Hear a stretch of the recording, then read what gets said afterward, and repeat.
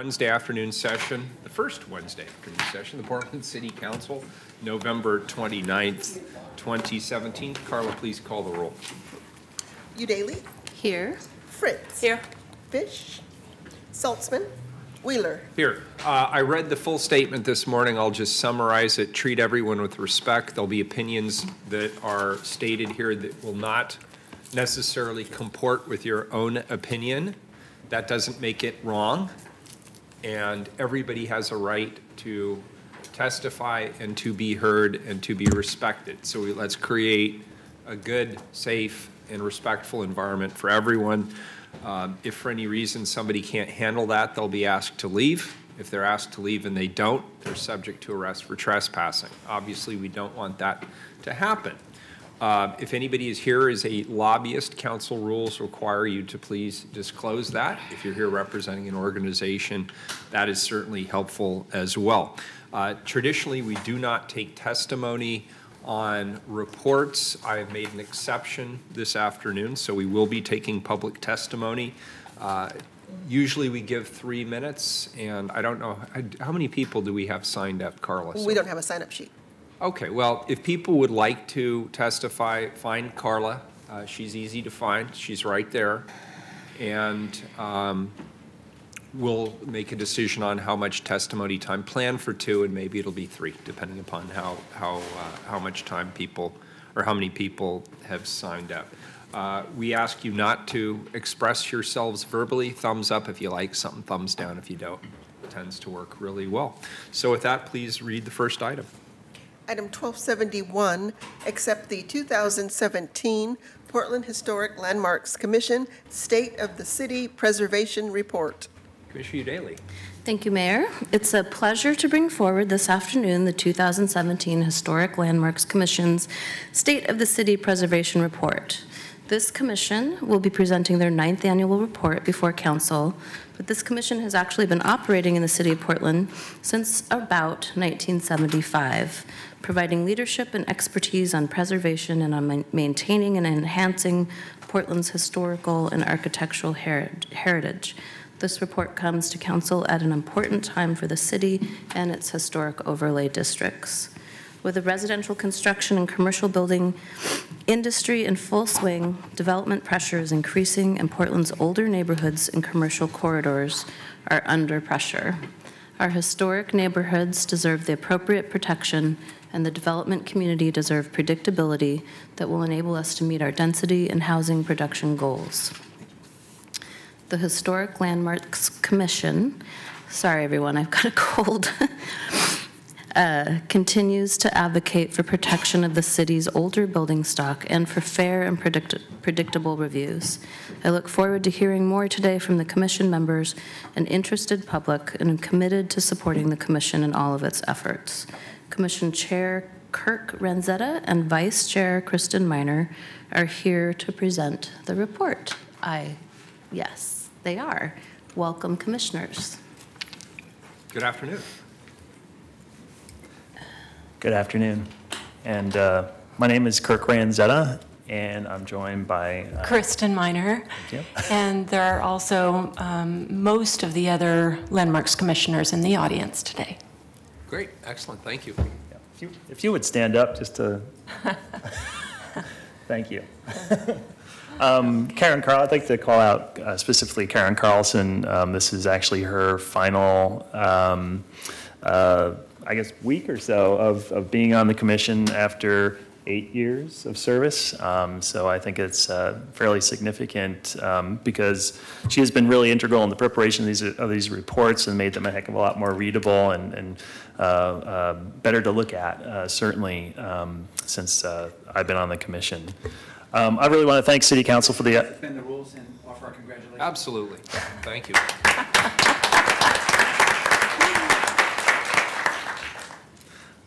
Thank you very much for the opportunity to come and talk to council today about the State of the City report.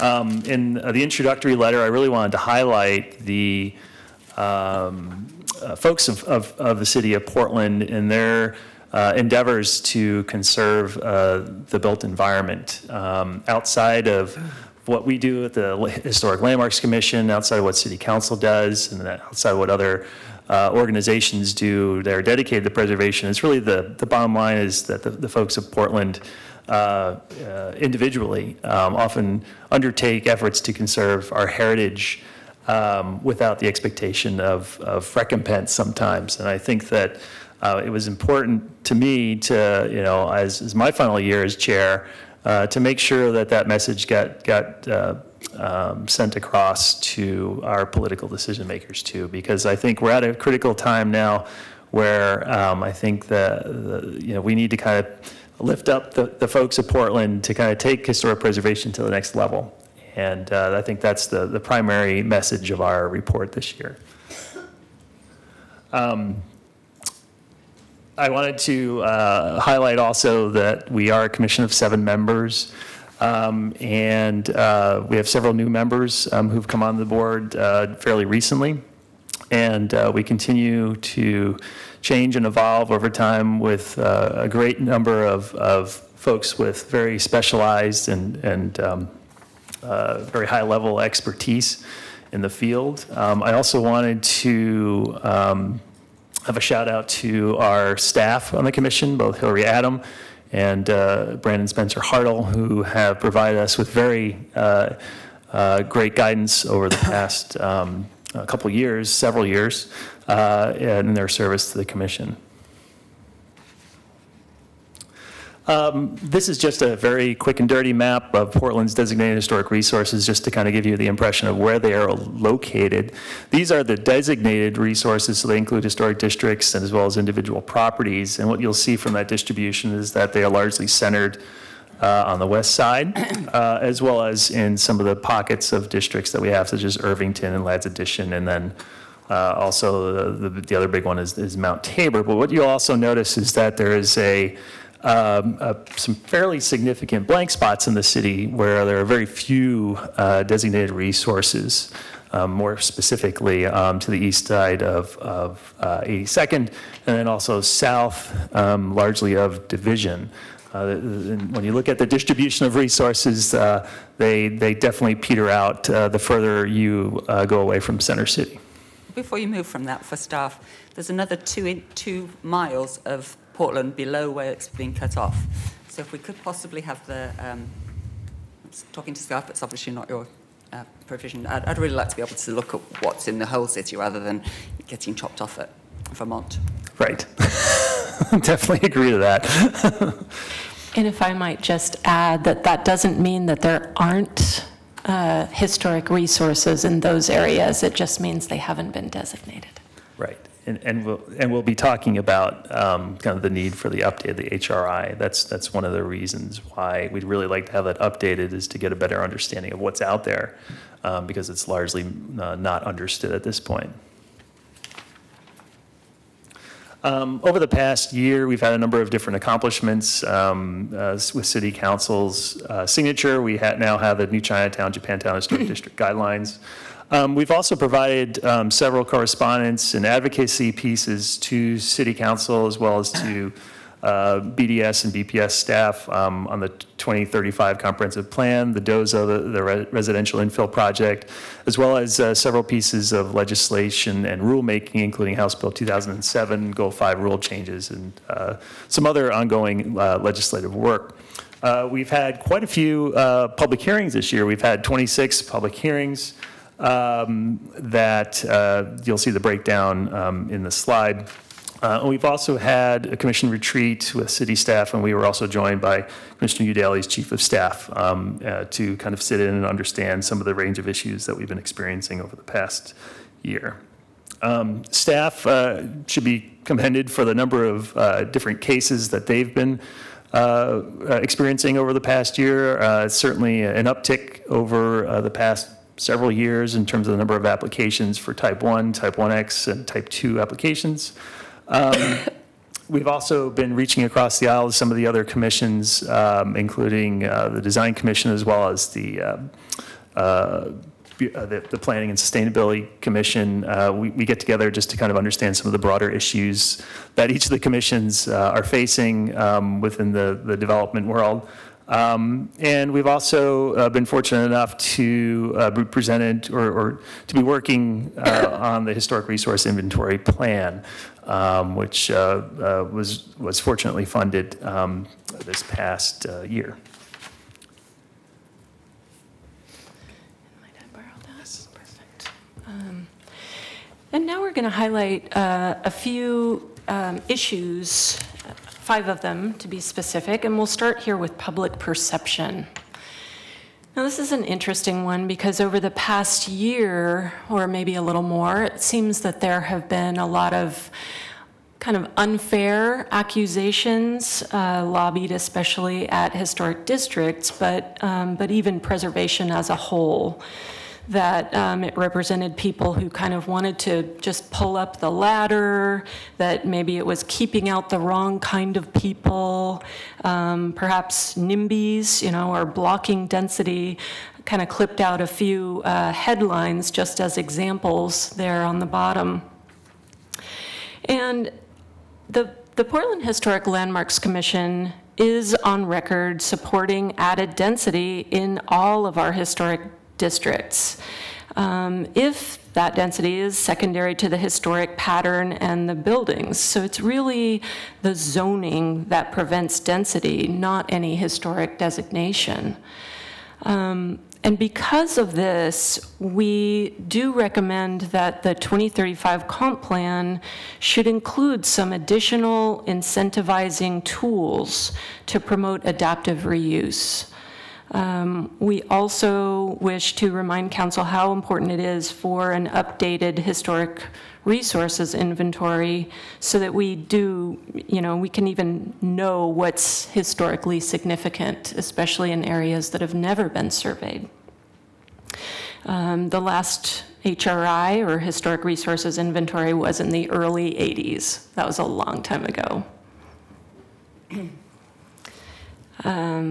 And then finally, cultural outreach and incentives so that we can get historic designation for more modestly scaled areas. It's important for us all to hear these stories. It's not just stories of the sort of more wealthy individuals in Portland that are important. The next issue is housing affordability. And this is a very complex issue, but it does bleed into historic preservation, primarily with the issue of demolitions. And there have been a continuing spate of demolitions, especially smaller, older housing across our entire east side of the city. Also, just to point out that it is often the older buildings that are precisely those that are the more affordable buildings in the first place for rent. And we can learn from other municipalities. So I'm citing here one from Chicago who developed a system of incentives and kind of preservation policies to ensure that all of their single-family housing could be rehabilitated and more density could be added, but that specifically all of their, what makes Chicago so important in terms of their close-in suburbs is all of these 100,000 bungalows, as they called them. So our recommendations here are that, yes, we can definitely learn from other municipalities, that we can take these lessons, as well as our own observations that allowing unchecked demolition does not result in new affordable development. Can I just make a comment on this? Because I saw in your report, there's at page 8, there's a little profile of the Brana Apartments, the 11, yes, which is one of the 11 by 13. And it's an excellent write-up, but what is missing from the write-up is how controversial that was when it was actually on our radar. And because it's an older building, there was some additional costs associated with preserving it. Right. And so we got into this, quagmire of, well, I mean, you can drive down costs by doing housing somewhere else.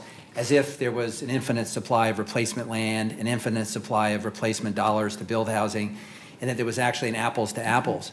And in spite of some vociferous critics, that building was preserved. And what I find particularly, what I'm particularly proud of about that building is it houses the lowest income, typically most disabled older adults in our community, across from probably one of our premier parks, juxtaposed in the heart of our city. And to me, that speaks volumes about our priorities as a city, that we would preserve that building and help fund this beautiful park adjacent to it. But cost became a big factor, and some housing advocates were highly critical of the cost of preserving that. And my view was, compared to what? Yeah. I mean, there isn't some replacement housing 2 blocks away, and it would cost more to do new. And it is a treasure. That building is an irreplaceable treasure, in my opinion. So, but I appreciate the write-up, and I appreciate the context you're giving us about housing affordability. Okay, very good. You know, I would definitely agree with you on that particular project and looking at some of the record behind it. And also, it's an example of how public and private sector can engage in projects that increase the opportunity for affordable housing within the inner city of Portland. And why not put some of the most vulnerable folks in historic buildings that engender a tremendous amount of civic pride. So I think that, you know, I think it's a great point. Yeah. Thank you.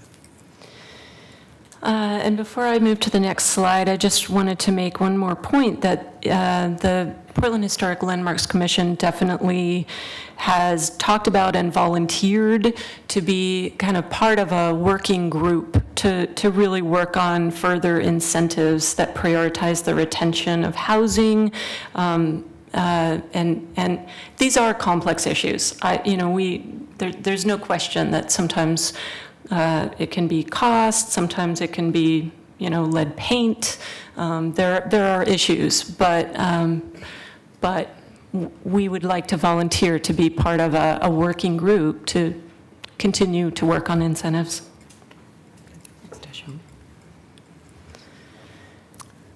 Next issue is really about development and compatibility.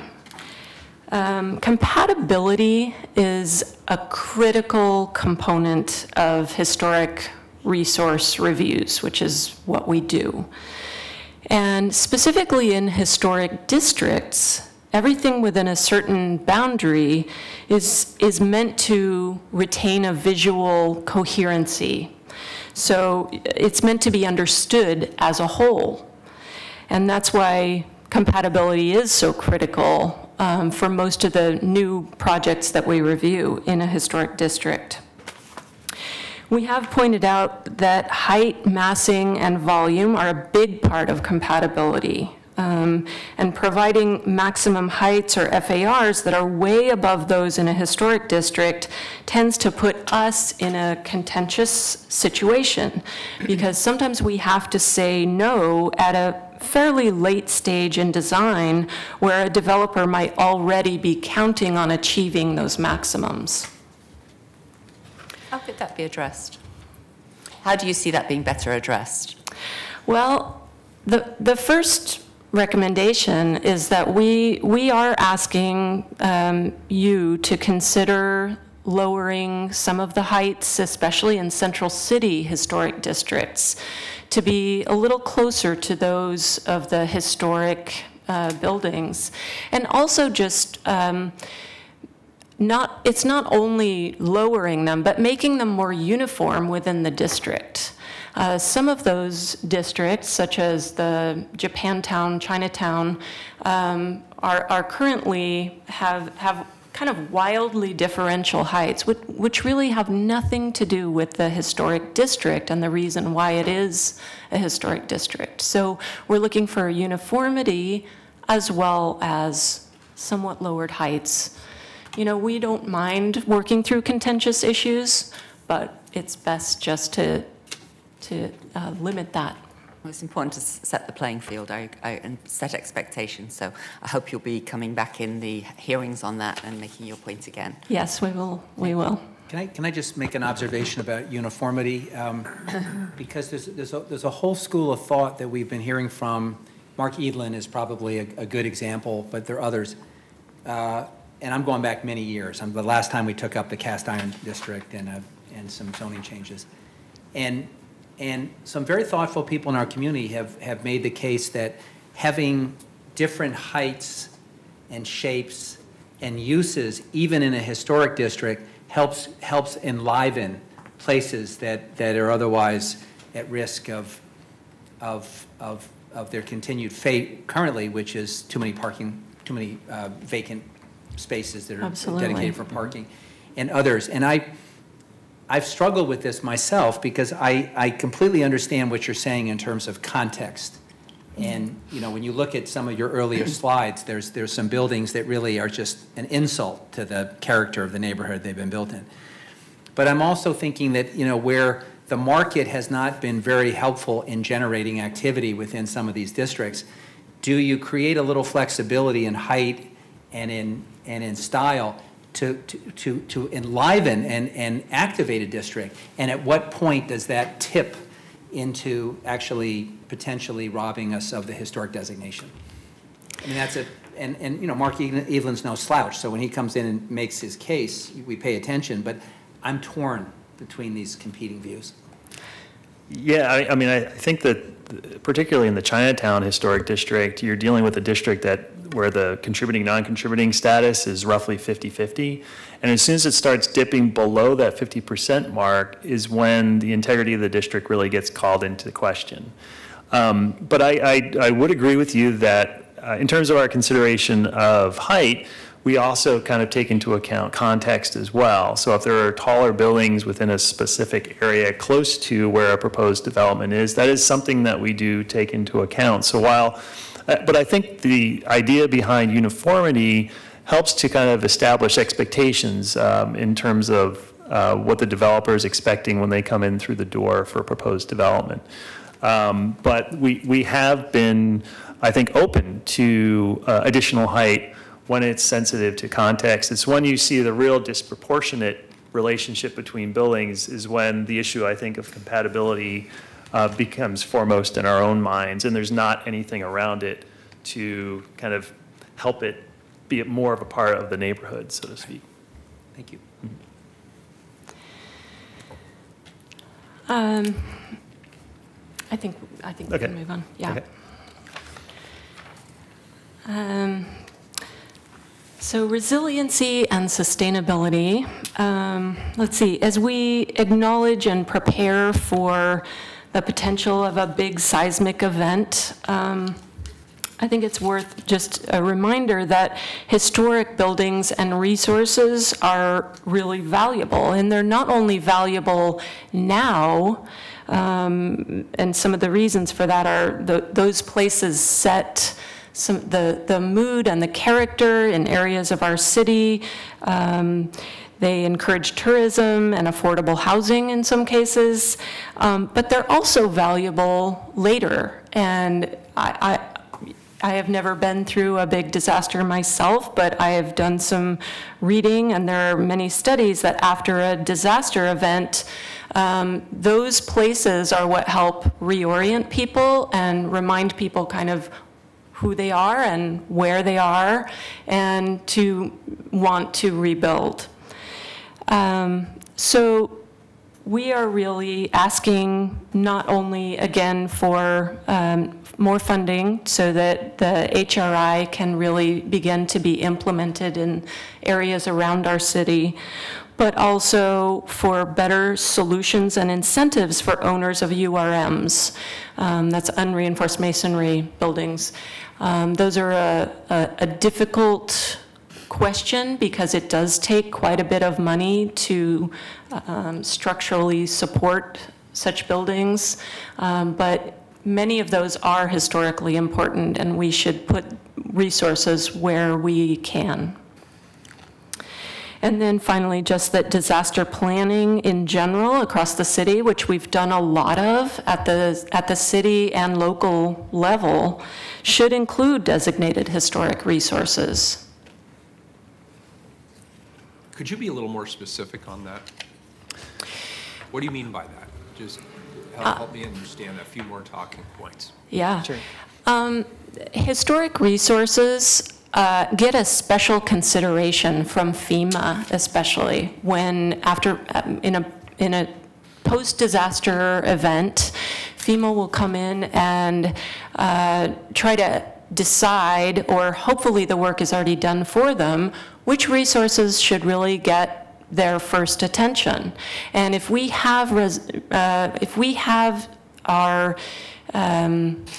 resources kind of hierarchically ordered, in other words, if we've done some of this work to say, yes, look at our HRI, we've surveyed a lot of these areas of the city, and here's where we should really focus on preserving buildings, then FEMA will come in and say, great, I see that you've done this work. We can speed up funds to rebuild these specific buildings or areas. Yeah, and I was just going to add, typically whenever there is a disaster and FEMA does come in, they do have contracts with a variety of different firms to actually come in and evaluate and assess the impact of a disaster on a historical resource, such as when the hurricanes moved through the Caribbean. A number of different architectural historians actually went to St. Croix, currently in Puerto Rico, Houston, and Florida, because the historic resources are a vital component of their economy. They rely upon heritage tourism as a component of their economy, and I think that FEMA's attention to historic preservation is not only related to kind of a Section 106 of the National Historic Preservation Act, which obligates them to consider the impacts of their funding on historic resources, but they are also obliged to get people up and running again. And a part of that economics is making sure that these resources survive so that people have a place to visit when they visit. Thank you. I appreciate that clarification. Thanks. That's helpful. Yep. Okay. So the last component or issue we wanted to talk about today is the recent regulatory efforts through House Bill 2007 and the Goal 5 rule revisions. One of the things, and I think it just comes from a lack of experience in terms of trying to work with both City Council and legislators on proposed legislation. And one of the things we were, I think, somewhat frustrated by was wanting to be an advocate for the historical resources of the city and to provide City Council with solid advice and recommendations concerning the legislation, but we didn't have that connection with the legislature. And I think there was a recommendation from staff to definitely go through the Office of Government Relations so that we don't, breach protocol in terms of providing our opinions in regards to a specific piece of legislation. And on the one hand, I think we understand City Council's desire to, be able to provide kind of a united voice behind a legislation coming out of Salem. But on the other hand, we also felt fairly strongly that there was some significant potential detrimental impacts from that bill on historical resources in the city. And so one of the things we wanted to explore with City Council was an opportunity to perhaps provide a bit more of an independent voice when it came to such legislation. That was certainly one of the things that we had talked about as a commission and wanted to kind of take your pulse on, because I know that there are other commissions obviously in the city that have a wide variety of opinions in regards to legislation coming out of Salem. And we wanted to see how could we best convey our message to the legislature. Commissioner Fritz. So we all sign an agreement at the beginning of the legislative session saying that we're not going to go down and advocate independently. And what I have found is getting the values and principles into the city's legislative agenda and then Office of Government Relations is your people down there. So we're coming up on the setting of the agenda for the short session. I do think it's unfortunate when particularly the Portland delegation gets conflicting advice and doesn't know who's speaking for whom and what it can be very confusing and very detrimental to the whole package. So I've certainly learned over 9 years that while I may have some very strong opinions, and I occasionally do, as a private citizen, contact my own legislators to tell them this is what I think, it has to be very carefully done so that you're not speaking for a commission or the council without coordination. Okay. Well, we would certainly love to, I think, have a dialogue with City Council as to how best to work with the Office of Government Relations so that we can better, I guess, understand the pulse of kind of what the city's priorities are when it comes to legislation affecting historic preservation. Because sometimes, we spend a lot of time on these letters, we send them, and then we don't always get necessarily a response or a dialogue. We know you guys are busy, but I think it would really benefit us to kind of understand where folks sit, although on that particular piece of legislation, I don't think necessarily City Council took a position. And that when we understand that that's an option, that on occasion, you may not want to kind of enter into that fray. Well, the other thing I would encourage you to do is to call our chiefs of staff with your concerns so that they can kind of run it up the flagpole and make sure that we know what you want to happen. Right. And occasionally, even quite often, the Office of Government Relations will organise community members to go down and do their lobbying, and I found them extremely helpful. Okay. No, just to amplify that, you really have 3 bites at the apple. You have the absolute right to lobby the council to put an item in our legislative agenda and prioritize it. Yep. You have the absolute right to work with statewide advocacy groups that already have lobbying presence, and there's no shortage of folks that are already down there with relationships. And as Commissioner Fritz said, you have the absolute right as a citizen to speak. The reality is we want to avoid as much as possible conflicting messages, because what happens is leadership that contacts us and says, we're not sure who's on first. And so you may think that there's a benefit. We then get the blowback saying, now we're confused. And we have to then sort out the protocol stuff. And that doesn't help your cause or our cause. Right. But don't give up on trying to get alignment with us. I okay. mean, let's see if we can get alignment or some pathway. Okay. But absent that, nothing prevents you from joining with statewide organizations and making the case. That's right. Okay. Well, I think that's a great start to kind of developing that better relationship. So we appreciate those comments. Yeah.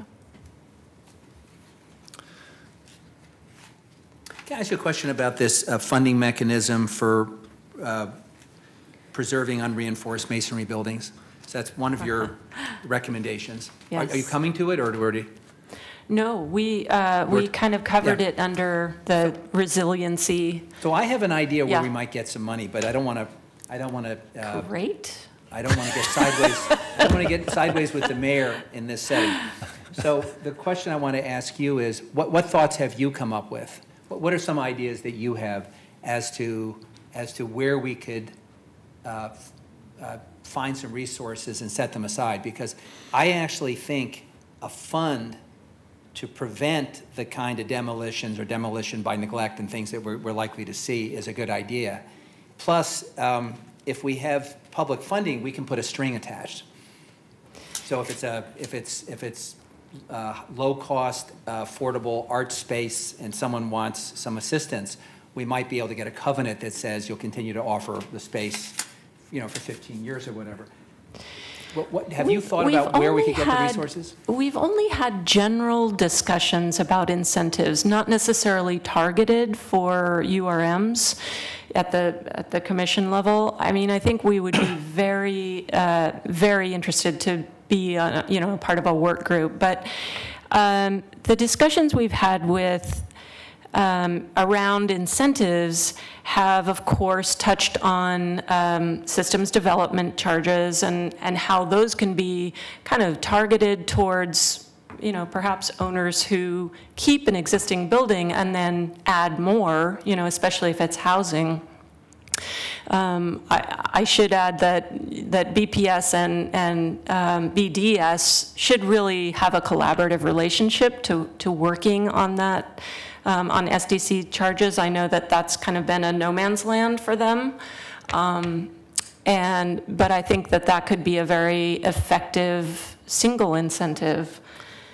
Yeah, I was also thinking, I mean, we've discussed too, kind of the relaxation of some permitting fees Right. as being a component. Something that we haven't necessarily discussed, but which just kind of occurred to me is that I've also seen low interest revolving loan programs for like certified rehabilitation programs within jurisdictions. So the idea would be able to provide, a low-interest loan to a developer to kind of do the right thing for the historic resource, where you institute some level of seismic stability in exchange for retaining the historic fabric. Because they obviously have, a lot of safety issues associated with them in a seismic event, and there's obviously big-time costs, and so you kind of have to chip away from it. I don't know if there's a silver bullet for it, though. Well, I appreciate the list you've given us, because there's some incentives, some deferrals. PDC has a lot of experience with that revolving loan, but that only covers 15% of the city, and so it is not broad enough. We have a related challenge, which is of those 1,500 buildings that are currently being looked at, there's a chunk of them that are affordable housing developments that need to be updated, and the funding is not in their pro forma. And I guess the question we have to address at some point is, at what point do we consider this a public asset that for which public investment is called for? We're having an ongoing conversation about potentially taking over street tree maintenance in the right-of-way. That's a big idea, but I mean, if we acknowledge that trees provide a public value, and we're going to say we're going to do something, what's the equivalent argument for preserving some of these historic buildings for the long term that might justify some investment of public resources? It's a question. I think that you can look at it from a number of different perspectives. Certainly, there's some intangible things like a sense of place, sense of character, sense of identity that local citizens certainly attribute to historical areas.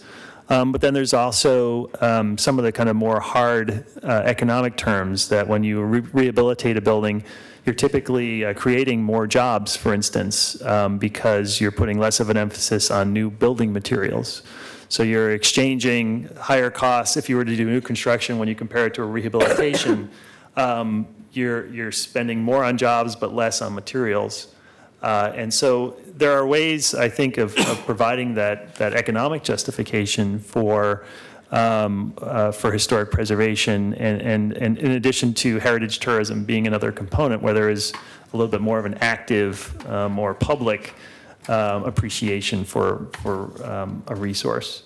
Where people are coming to Portland specifically to see its unique historic neighborhoods, like Ladd's Addition, which is a nationally significant district, and which is often paraded around by the National Park Service. Those are the types of things and places that when people come to Portland, they want to see a unique environment such as that. And then there's also the straight up sustainability goals of preserving older resources. And, as a city, we have sustainability goals. And preservation should be a part of that. It should really be, one of many menu options that will help us achieve those goals. And we can certainly, provide more information to City Council to perhaps, better illuminate the justification of the expenditure of public funds in such an endeavor. If you'd like to have more information, we can certainly support you in that. I'm interested in your ideas, and I think the revolving loan fund idea is also interesting. So it's not a deferral, it's not a grant, it's not a waiver of something, but it's a renewable resource that people could take advantage of. Yep. Great. Well, I have so many questions that I think I'm just going to come to one of your meetings. That'd be great. Since I've got special privileges. But I did have a couple, of the 1,442 demolitions between 2012 and 2017, do you know roughly how many of them were of properties that were on that historic resource inventory? And I'm sorry to put you on the spot if Yeah, you no, don't. I certainly don't know that. Brandon might know that answer. I think if you were to look at I was trying to figure this out the other day, like approximately, what would you expect to see in terms of the percentage of those resources? If they were older than 50 years old, they would be prospective historical resources. And my guess would be that probably over 1,000 are older than 50 years old, so they were potential resources. The number of HRI properties removed, though, I don't know. I would estimate a couple hundred, maybe, at the most. We can find that out. I'd love to know. Okay. Yeah. Along those same lines, I just want to say that I'm definitely committed to exploring how to fund a new inventory and, looking at that in the 2018-19 budget, because it's been over 30 years, and it's obviously a great concern, among the community. I think, I'm very, very interested in the conversation about how we balance preserving historic buildings and historic neighborhoods, and how we balance that with the need for more density and more affordable housing. And I find that my thoughts and positions often don't satisfy either side. The NIMBYs don't like me, and the YIMBYs don't like me. Yay.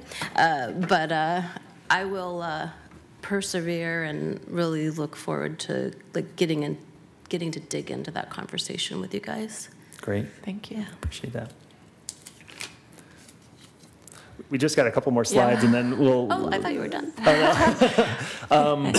We can go through them quickly. I think it's... Yeah, and this is just to kind of wrap up, I guess in a lot of ways, our primary priorities and goals are to advocate, obviously to update the HRI. I think you've really kind of captured some of the reasons why. There's planning reasons why, where you want to make planning decisions that are based upon the most up-to-date information that you can possibly get. But the HRI also serves as an opportunity for the public to engage in a process that identifies resources that are important to them, and not just a consultant, not just the Landmarks Commission, and not just the City Council. It really offers an opportunity for them to engage with their own neighborhood, to learn something that they previously hadn't known in the past, and to also kind of put a new set of eyes on to kind of see the places where they live in a new light, because I've experienced that in a number of different communities that I've worked in over the years, and it's a pretty incredible experience to be a part of. We've talked about incentivizing historic preservation. Education is obviously a significant component to it, and making sure that we can provide information to the public that will allow them to make truly informed decisions about the expenditure of public funds, and then also to provide leadership when it comes to historic preservation. So we have a few more slides, but I think we've covered all of them, everything that we need to cover. So I just wanted to open it up, I guess, for a last series of questions or concerns that you may share. So. I'll share a concern. Okay. Yeah. And then we have a number of people signed up for public testimony. I want to make sure we hear from folks on that too.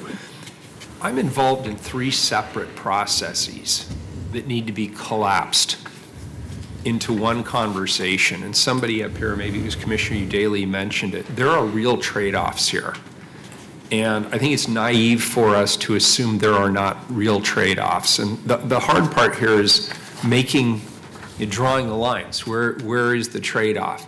And the 3 separate processes I'm currently engaged in is this process around protecting our historical assets. And I agree with you. I stipulate everything you said in terms of economic value, community value, a sense of center for the community. All of those things are true.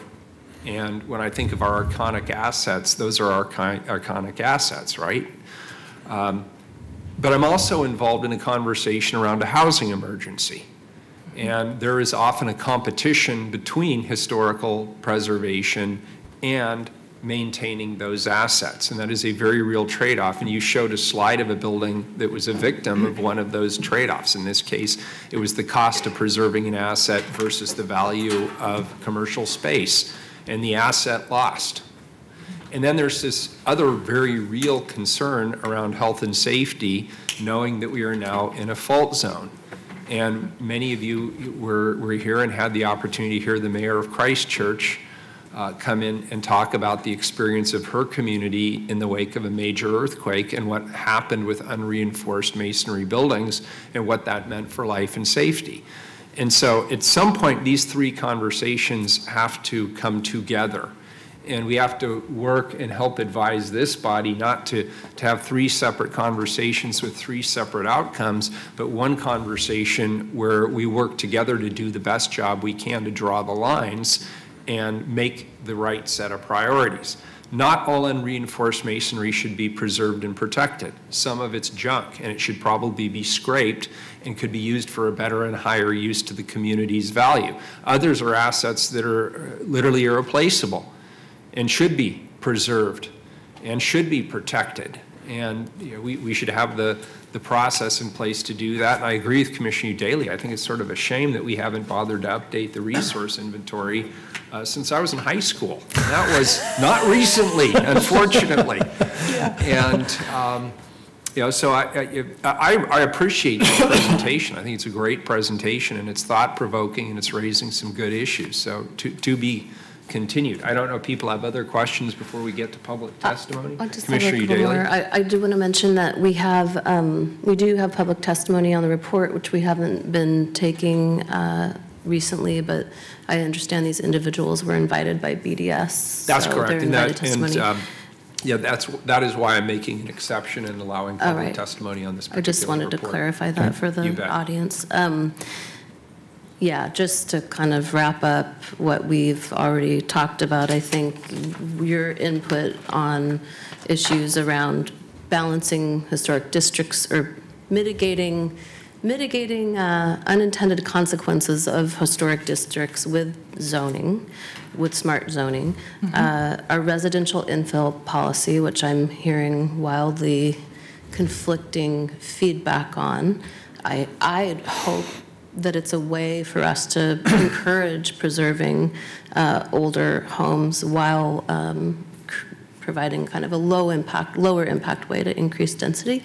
Other people are convinced we're incentivizing people to just tear everything down. And so I want to make sure that that's not the case, or if it is, that we change it. And then, of course, the whole URM conversation, which is one of the, I think, homelessness, parking, and unreinforced masonry buildings may be the most controversial issues that I've faced in my first year here.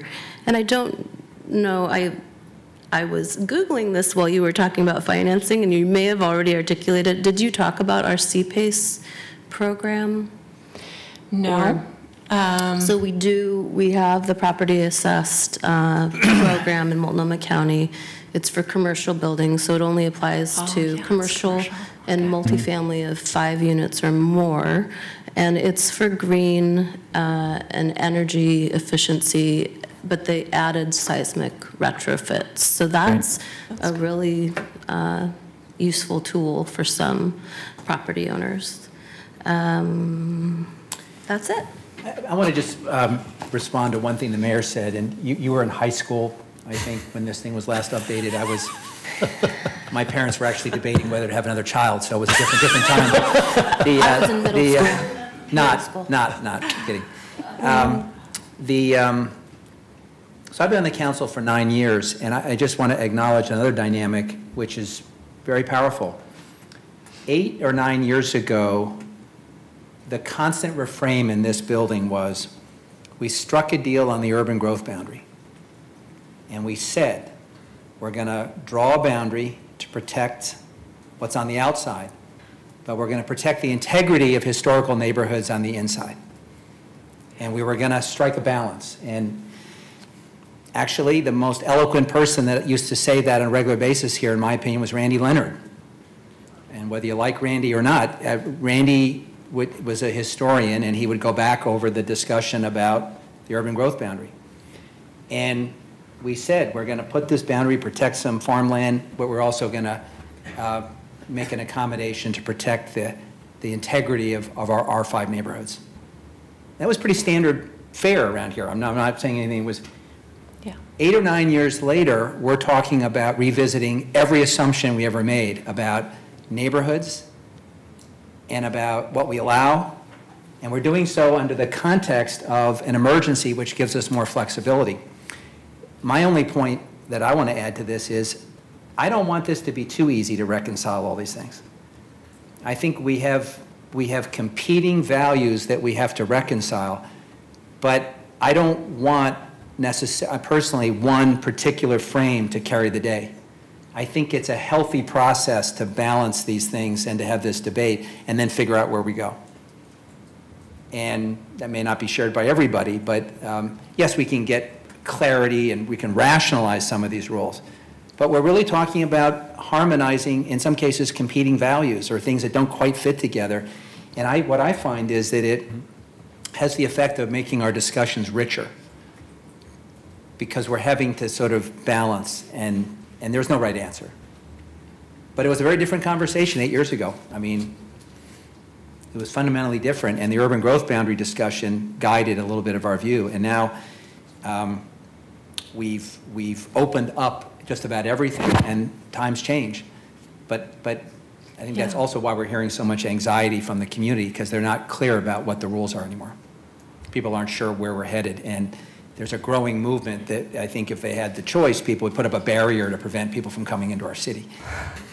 And that's not a healthy thing, but it is reflecting and reflects a certain frustration.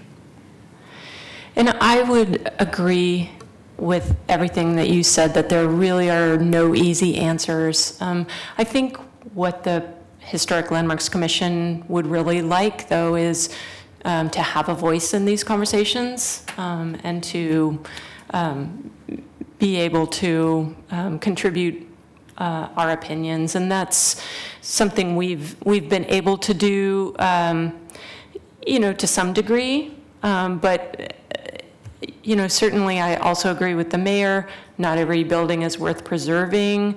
There are no black and whites here. There is an affordable housing crisis. We recognize all of these things, and I think we'd really like to be a part of the solution, because I think that I come from a social science background, and to looking at quantifiable data so that you can kind of really arrive at a general understanding of what exactly the problems are, because I think that's where really the rubber hits the road in terms of coming up with a solution, is really getting down to the nitty gritty and figuring out, even on these complex problems such as housing, how economics, the market, historic preservation, the environment, all kind of come in and intersect, and really developing kind of parking. And and the whole, the cost-benefit analysis from a public perspective, that if you're expending public funds on historic preservation, is that justified when we're in the midst of a housing crisis? I mean, that's not an insignificant question to ask in terms of when you're allocating funds for one program or another. So. And it's supposed to be that way. We have 19 statewide planning goals, and none of them are more important. Each is their own that has to be considered, and citizen involvement being the first one. So we very much appreciate your coming to give your perspective. And it does allow for intelligent people, for earnest and caring people to have these conversations and figure out some solutions. Because I actually don't think it has to be one or the other. I think we can do internal conversions of older houses and have 3 families living there instead of 1, for example. We can do accessory dwelling units in the backyard. There's all kinds of things that we can do to add density that doesn't destroy the fabric of the neighborhood. And I say that with my British accent, in a country that literally you can go and see new housing, and they're accommodating lots of refugees and growth within the country, and yet it's still looks like England every time I go back there. And it doesn't have skyscrapers in every city. In fact, most of the multi-story apartments don't exist anymore because there's better ways of getting people to have a community rather than just a place to be sheltered. So I think it's encouraging that you have brought to us, that yes, this historic preservation is important. And if we don't preserve them, then we're not going to be able to say in 20 years' time, never mind 200 years' time, this is what Portland is all about. Thank you. Well, thank you very much. We've certainly appreciated the discussion today, and we look forward to working with you all in the very near future. Thank you. Great, thank you. How many people for public testimony? We have 12. Very good. 3 minutes each. Name for the record, please. Okay. The first three, please, coming up are Heather Flint Chatto, Linda Nedekoven, and William Willingham. Good afternoon.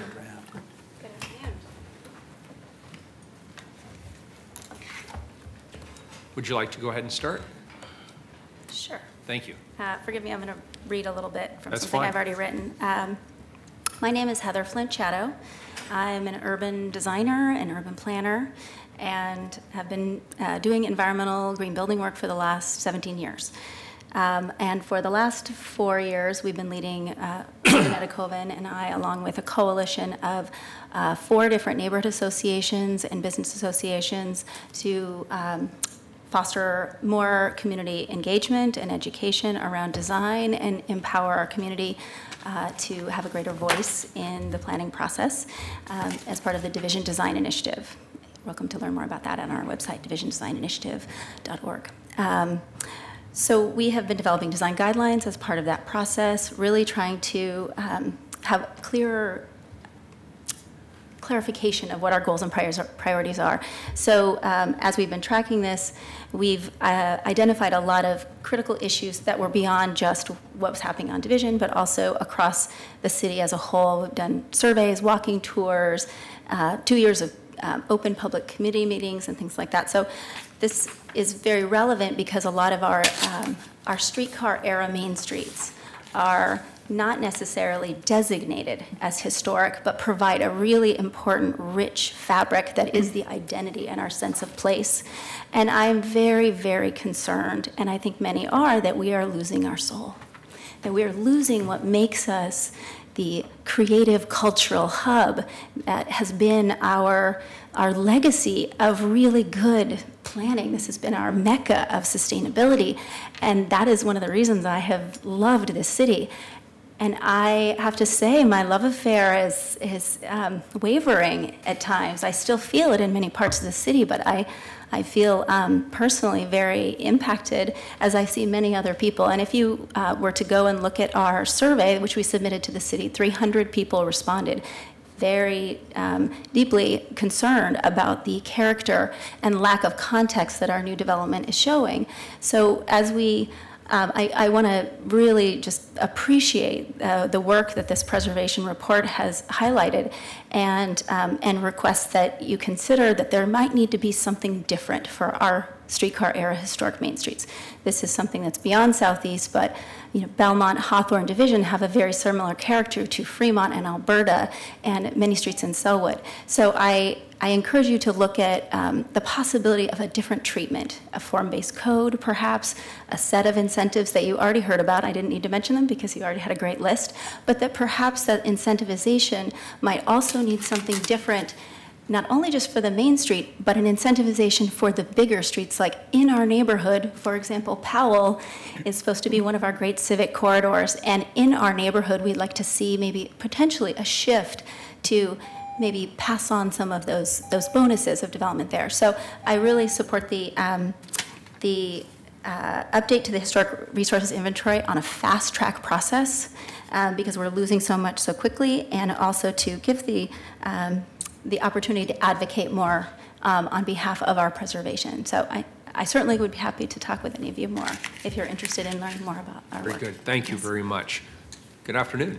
Yes, my name is William Willingham, and I'd like to speak to the issue of redoing the historic inventory. And I come to you with special knowledge on that matter because I was the historian who did the original inventory 35 years ago. Al Staley, who's an architect, and myself did all of the work. He did the windshield surveys, I did the historical research. We then submitted the information to Virginia Faraday, who oversaw the city staff, that collated it excuse me, and collated it all. And then we did the ranking process. We took the 5,000 structures and divided them into 3 sections. The top 50 ranked or Tier 1, and then about 200 in Tier 2, and the rest were in Tier 3. Now, I think there are probably 3 good reasons why this work needs to be updated. And one other special item that I'll throw in before I go to those 3 is that we did the work in the pre-computer age, so it was all by hand. And that meant there were no laptops, no software, nothing to really make this usable into the future in the way that it could be used today. The 3 reasons why I think it needs to be updated is, one is time. With the 50-year rule, we didn't look at any, since we did this in the early 80s, anything after 1930. So that meant we didn't consider buildings that reflected the international style, modern style, mid-century modern, all of those structures that were created after 1930. Secondly, as a matter of geography, when we did that survey, of course, East County was still unincorporated, so anything between Gresham and 90th, roughly, was not looked at. And of course, that's the hotbed of mid-century modern out there. So it definitely needs to be inventoried to get the city structures and buildings treated as a whole. And then thirdly, there's the matter of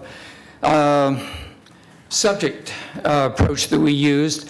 In the early 30s, there wasn't a lot of research material available on women and ethnic and racial minorities. Now we have a lot more data to look at so that we can associate buildings and structures with appropriate significant individuals in those categories. So that alone probably necessitates a reevaluation to get at the issue of significance. Once you've got the inventory, then you can look at what are the most important items within that inventory that need to be saved. And you can't do that unless you know the size of the universe. So I would say those are basically the reasons that it needs to be updated, and I can answer any questions you might have. Very good. I appreciate that. Thank you. Perfect timing as well. Great. Thank you. Good afternoon. Good afternoon. I'm Linda Nedekoven. Thank you for letting me testify in this. I certainly second the comments of my previous testifiers, and I'm very supportive and excited about the content of this report, and especially the strategies outlined. I also want to ask for a more comprehensive focus on the historic fabric along the commercial corridors. It's rapidly disappearing. And as you know, the HRI update would help with that. That's obviously, hopefully in the works, and the unreinforced masonry concerns. I'm the liaison to the Hawthorne Boulevard Business Association from HAND, and of course, those folks have already identified 40 structures that would be likely to lose perhaps all value given the current situation. Many of the things I was going to say you've already discussed among yourselves already, which is very reassuring to me. One of them being the incentives, and I certainly support the idea of continuing to house an arts group, but I'm wondering if that same strategy couldn't be used to create or keep affordable housing in those unreinforced masonry structures, if a covenant couldn't be made in some cases where there would be a certain level of rent for X number of years in return for some subsidy or revolving loan for the seismic reinforcement, because I'm obviously aware of the financial trade-offs. I appreciate the comments on advocacy. I get concerned about the way things move through the legislature. Sometimes you don't realize that a particular bill is going to have historic impacts. And so some way that, again, the expertise that we have here can find a way to weigh in on those. My final plea is that, as you've just mentioned, you have several tracks going. I've been doing the splits, trying to straddle the RIP discussions and try to get my neighborhood supplied with information from all sides. If there's some way that you can do some further kind of convening, I testified on the budget trying to preserve some maintenance for Ladd's Addition Gardens. People were fine to me. The following week when people from Ladd's testified at the budget hearing, they were booed. And that's just not fair. And there needs to be some way that we can do some bridge building, some better understanding of what's going on here between the need for affordable housing and the need for some kind of preservation. And if there's anything I can do to help, I will, but somehow there needs to be some higher level of leadership convening this. I don't know what the answer is, but we're so badly split, we're getting in our own way. So thank you. Thanks, Linda. Appreciate it. Thanks, all three of you. Next three, please. Are Peggy Moretti, Wendy Rom, and Jackie on Northeast Mason Street. Good afternoon. Good afternoon. Peggy, congratulations. I see the carousel made the report. Yes. You know, it isn't all bad news out there. Shall I start? Please. Okay, I'm Peggy Moretti. I'm the Executive Director of Restore Oregon, and I'm here to enthusiastically endorse the State of the City Preservation Report as submitted by the Historic Landmarks Commission. And today I wanted just to provide a little expansion on a couple of the issues noted in the report and add maybe a couple of additional remarks of other thoughts for your consideration. So my points include the fact that Portland is in fact faced with the competing demands of accommodating growth through increased density while also retaining our character-defining historic fabric. It is for that very reason, as everybody has been saying, that we really have never had a more critical need to take inventory of our historic assets. We simply cannot make good choices about what to keep and what to let go if we don't know what we've got. So I'll just say that again, reiterating what others are noting. A brief point on the residential infill project. I think there's good stuff in there. It's not fully baked, in my opinion. We'd like to see better incentives to retain existing housing, most of which is our more affordable housing. And we'd like to see additional provisions that ensure the compatibility of infill development and so forth. I'd really like to ask the city to use its state lobbying muscle to address Oregon's profound lack of financial incentives for historic rehabilitation and reuse. As you may be aware, right now in Washington, the tax overhaul that's proposed would eliminate the federal historic tax credit. And that would mean projects like the PNCA conversion of the old post office federal building would never happen. The Armory Theater that we all enjoy and love would never happen. The Erickson Fritz or the Branagh Apartments we've been talking about, low-income housing projects, would never happen without that. And that looming loss makes it even more important that Oregon ought to have a state historic tax credit, which Restore Oregon's been advocating for some time. So I really want to make sure that remains on our legislative agenda, and perhaps a different iteration of that and an additional way to tackle the issues of seismic retrofitting. I would like to suggest that we ought to have a state seismic tax credit. The city can't do this all by ourselves. This is a state issue, not just a city issue. If we made that a priority on the legislative agenda, I think that would be an extremely smart thing to do. It would benefit both preservation and public safety. A huge portion of preservation costs are seismic retrofitting. And we really can't expect property taxes to carry the burden for everything we want to get done here. We have a small property tax proposal to offset some seismic costs. It is not going to do the job. I served on the seismic committee, so I know that I know what we're trying to accomplish there. But I think that many other cities across the state would join with Portland on that kind of an initiative, and there would be a huge economic upside, actually, to doing that.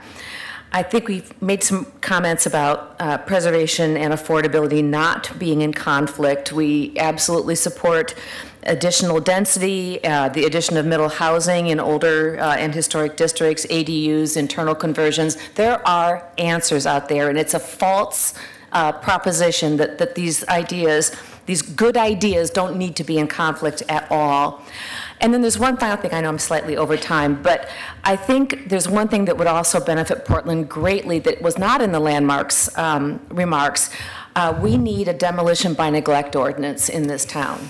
Many cities, including Salem, use this mechanism to help ensure public safety and prevent the loss of historic resources. If one had been in place in Portland, we might not have experienced the outrageous loss of the Workman Temple building, which, by the way, could have been used for affordable housing, despite what the claim of the developer was. And we wouldn't have buildings like the Wong Laundry Building, a very important cultural building in Chinatown. That would not be on Restore Oregon's Most Endangered Places list if we'd had a demolition by neglect ordinance. So it seems to me there ought to be meaningful penalties for property owners who let their buildings go to ruin and then impose blight on their neighbors and then claim they have no option but demolition. So that's a really practical step we could be taking. And I just want to comment that I hope next year at this time we are all celebrating that we have found a new home for the Jansen Beach Carousel. So very good. Anything you can do to help us find that new home is much appreciated. And thank you for all your hard work. I know we are dealing with many conflicting challenges, but we need to maintain our humor and get at it. Thanks for your testimony. Peggy, can I just make one comment? You've made an eloquent case for a new statewide tax credit. Mm-hmm. Can I just offer a cautionary flag and something maybe you can raise with Senator Burdick? Our experience is the legislature sets an amount of foregone revenue that they're willing to budget, and then they score all these things, and it's almost like a zero-sum game. Mm-hmm. You can get a little bit over here, but it'll come at the expense of the film and tax credit or something else. And I think you and I would agree that not all these tax credits are the same. Yep. And they actually shouldn't be put into one basket and then scored. But the one cautionary flag is that's how the legislature views it.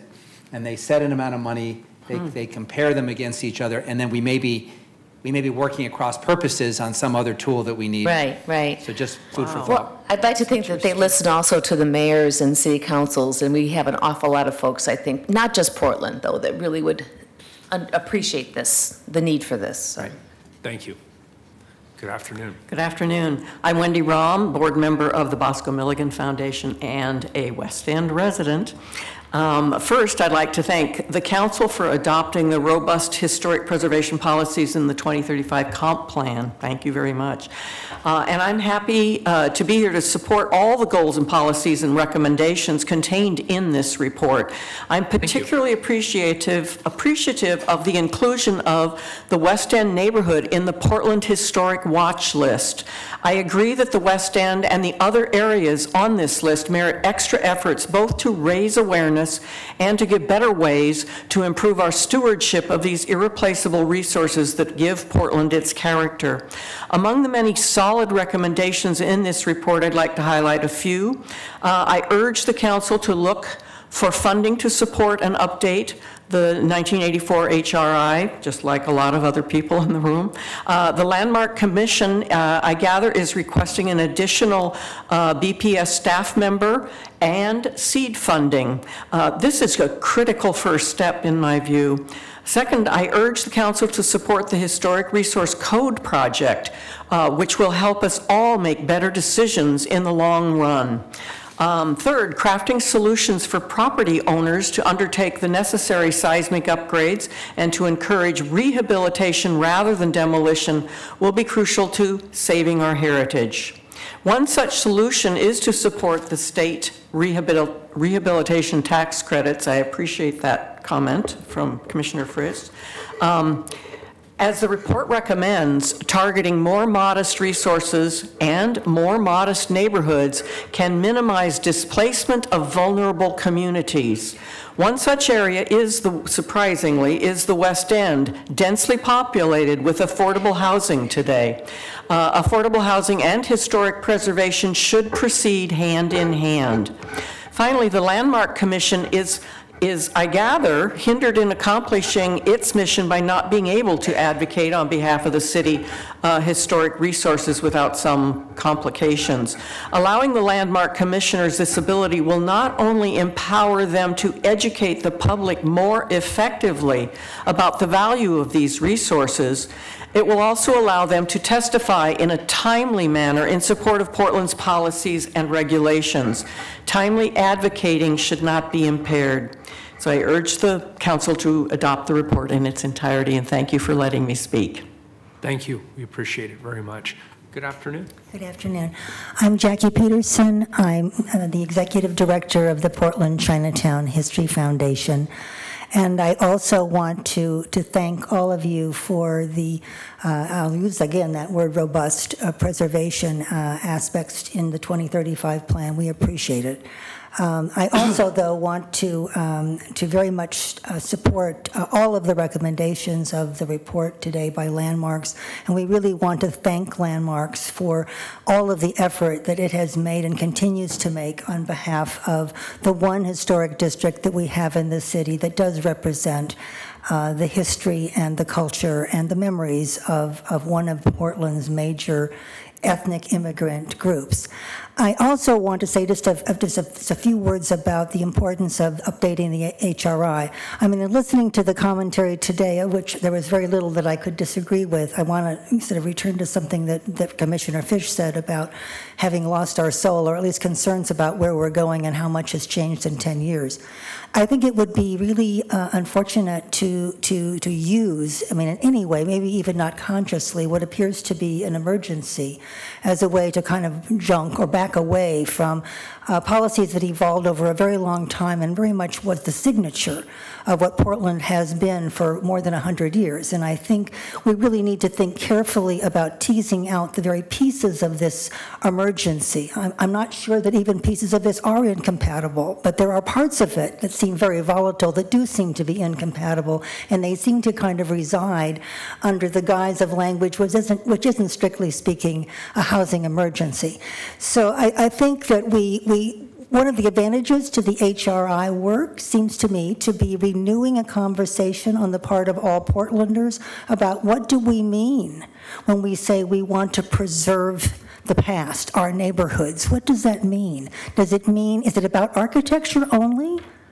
I mean, is it about the person who lived in that house and we value that person now, even though we've just learned of them and they represent a particular minority? You have to think about what is the context? What is the neighborhood? What is the fabric of that place that made that person's life worthwhile, what they gave back to the city? If we keep the house and destroy the neighborhood, what does that mean? So I think we need that conversation, this larger conversation, and I thank Landmarks, which seems to me right now to have a very extraordinary group of people serving the city in that capacity, and I hope you will give them greater agency and voice in your deliberations with the state. Thank you. Very good. Thank you, all three of you. Next three, please. Are Steve Dottier, Stephanie Whitlock, and Julie Garver.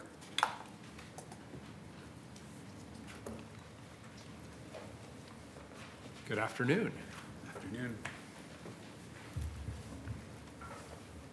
We'll just keep it in the same order if you'd like to start. All sir. right. Thank you. My name's Steve Dotterer. I'm the president of the board of the Architectural Heritage Center. As with many of the speakers, I'm here to support the report and its recommendations. I want to call out a couple of them specifically. One of them is the update to the zoning code to reflect the new Goal 5 administrative rules and the court cases, and also the need to fix some administrative matters. And I think with the new state administrative rule that clarifies what owner consent means for historic districts, that we can go back and have local historic districts, which we have not been able to have really since 1995. And if we have local districts, they're recommended by the Landmarks Commission and created by the council. And the council can consider all of the comp plan goals when you make a decision about what to include in it. And you can also, establish the process, the local public involvement process by which we get there. The districts that have been completed, that have been under debate and recently have all been going for national register districts, and you've had essentially nothing to say about them, and you haven't been able to look at them from a comp plan perspective. That's not a good way to do long-range planning, and I think you now have an opportunity to fix that, and I would encourage you to keep focused on that into the future. Second, I want to support the continued conversation about what kind of incentives are valuable, and I think we should be looking at the zoning code, but the financial incentives are particularly critical. Want to thank the mayor for his support of the federal tax credits, and hope that that support is successful, because it's pretty important, as Peggy pointed out. I also want to note that most of the state financial incentives will expire in 2020 unless the legislature acts. And I suspect it's not appropriate to create them exactly the way they are today, and which, again, I will say the council has no role in applying them directly, and I believe that it's appropriate, again, for the council to make the choices about the designation and whether a resource is worthy to get some of these tax abatements. And you can consider whether you're achieving your URM goals and your affordable housing goals as well as your historic preservation goals when you give a tax abatement. The way it works now, you don't get a chance to say anything about that. So as we look to the improving the legislation or trying to figure out new incentives for 2020, we should look at some way of doing that. And then finally, I want to support the HRI, the Historic Resources Inventory Update. Bill gave a lot of good reasons, and as a staff person who actually worked as a volunteer on the 1982 version, I think it's time to update it at this point. Thank you. Very good. Thank you, sir, for your testimony. Good afternoon. Good afternoon. I'm Stephanie Whitlock. I'm the Executive Director of the Architectural Heritage Center. I first wanted to start out by thanking our volunteer committee on the Historic Landmarks Commission for their time and their dedication to protecting Portland's significant places, and for their work in preparing this important and thoughtful report on preservation that we heard today. Our organization, the Architectural Heritage Center, is honored to be included in the report as a preservation spotlight for the project we administered this year to research and document African American properties in Portland. To give credit where credit is due, the project was carried out by a 4-person team led by Kathy Galbraith, our founding director. Projects such as this one increased our knowledge and understanding of our community's built and cultural heritage, and they're really essential and empowering first steps to safeguarding these resources. So echoing other voices heard today, this is why the AHC strongly supports the Commission's longstanding call to update Portland's Historic Resources Inventory. The inventory is an important tool, and it's a public resource. It serves many purposes, as we've heard about in the report, from urban planning to environmental sustainability. And it also uncovers the rich diversity of our city. So like our team's work on African American resources in Portland, the HRI captures places of social, cultural, and historical significance that might not otherwise be recognized as important, and it helps to broaden public understanding of preservation beyond architecture, architecture with capital A, and it really helps us all be more inclusive in our approach to cultural preservation.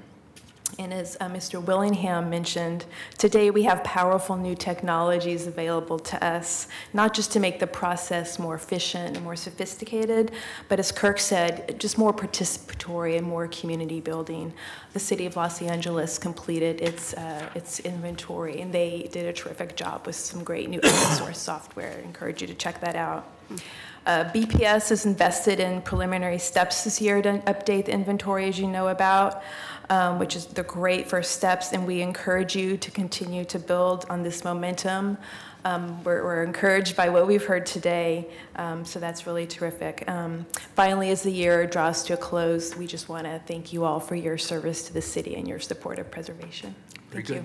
Thank you. Appreciate it. Good afternoon. Good afternoon, Mayor and Council. My name is Julie Garver, and I'm the Housing Development Director for Innovative Housing. I'm also a board member on Restore Oregon.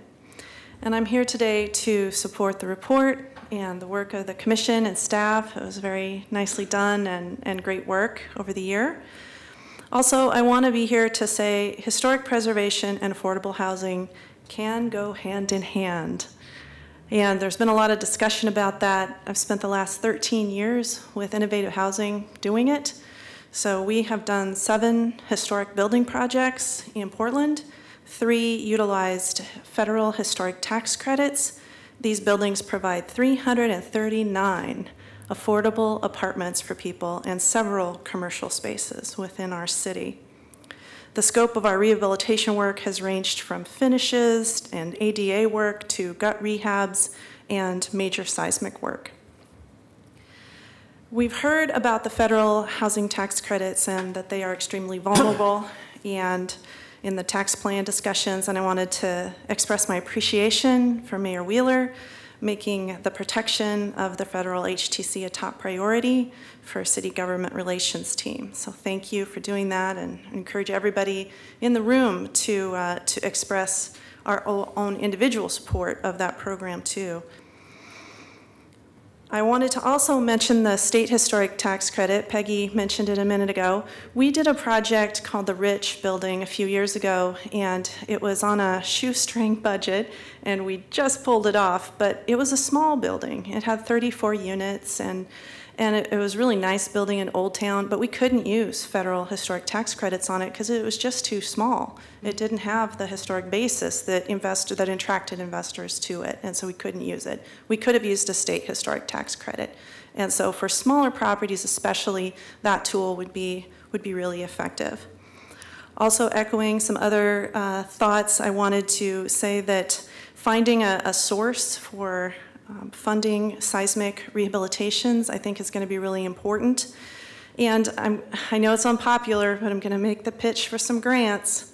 And the reason is because of all the pro formas that I've worked on for historic buildings. Loans are really difficult, especially when an owner already has a loan on a building. You just can't support more debt service oftentimes. Well, let me just add one other point. In some of the buildings you've done that are in historic properties or unreinforced masonry buildings, the city financed those projects knowing that the buildings had issues. If we're going to come along 5-10 years later and set a mandate, and we're talking about a community asset that is affordable housing, social housing that is serving our lowest income residents, I think the city has to have some skin in the game. And I'm not shy about calling it a grant. I think it should be a grant, because I know about your pro formas, and you can't get blood from a stone. Well, and I think that's a great point, Commissioner Fish. And we looked at purchasing a privately owned historic building a few years ago that was on the market. They ultimately decided not to sell, but those apartments were really affordable. Their rents were $500 and $600 a month, and that was privately owned. You know, it didn't have any city money in it. And so there are private owners out there that could really benefit from the grants, because if they had to sell that building and do a big project and refinance it, guess what those rents would end up being after that project? Yeah. They would be $1,500 a month and not $500. And so the use of a grant tool for that seismic work would be really valuable. The last thing I wanted to close with is supporting what others have said about the creation of ADUs. I like one ADU or even two ADUs property in a basement, in a backyard effort, and the internal conversions. I have personally 2 ADU properties. They're both basement conversions, and they rent for $895 a month. And so that's affordable housing. The demolition that's happening in our neighborhoods, often what's replaced is, I think I saw 148% more costly than the property that was there. So I'd really encourage some incentives for that type of development, and a carrot and a stick approach. So carrot with the incentives, make the internal conversions in the ADUs easy to do, and also say, before you're going to demolish that property, you have to decide whether it's eligible for the historic register. And if it is eligible, then maybe you say that property can't be demolished. Thank you. Thank you very much. Appreciate it. Thanks, all 3 of you. I believe we have 3 more. Is that correct, Carla? Yes. Very good. Fred Leeson, Jim Gardner, and Ian Johnson.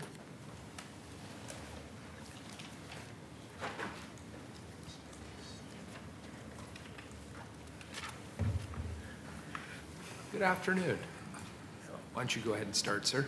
Hello, my name is Ian Johnson. I'm the Associate Deputy State Historic Preservation Officer. The SHPO was invited here to speak, and so I'd like to say a few comments. We're very happy to be here to speak on behalf of the plan as presented to you, and to congratulate the city on all the good work it does in preserving some of the state's most important historic stories. The City of Portland is a participant in the Certified Local Government Program, which is a partnership between the National Park Service, our office, and the local government, being you in this case, which really helps incentivize and also enable local preservation efforts through technical service and pass-through funds. And what's really interesting about the City of Portland is how the city has taken a very proactive approach, and I think how it's embodied is really in this report, specifically with the new Goal 5 rule, which now allows for properties to be inventoried without necessarily being designated. The city's effort with the historic resource inventory to go out and look at historic properties, evaluate what's important. And I think what's really a model and how it's been approached is thinking about, geographic diversity, thematic diversity, looking at different types of resources, but also, and I was able to be part of some of those early meetings talking about equity. How do we make sure that this is a process that benefits everyone? And I think that's really a great approach the city is taking and one we're highly supportive of. It gets to that question of how do we figure out what to preserve and for what purposes and for whom, and I think that's an excellent thing. Ms. Whitlock talked a little bit about the African American study that's being done, and that's a great example of the type of work that comes out of that very thoughtful approach.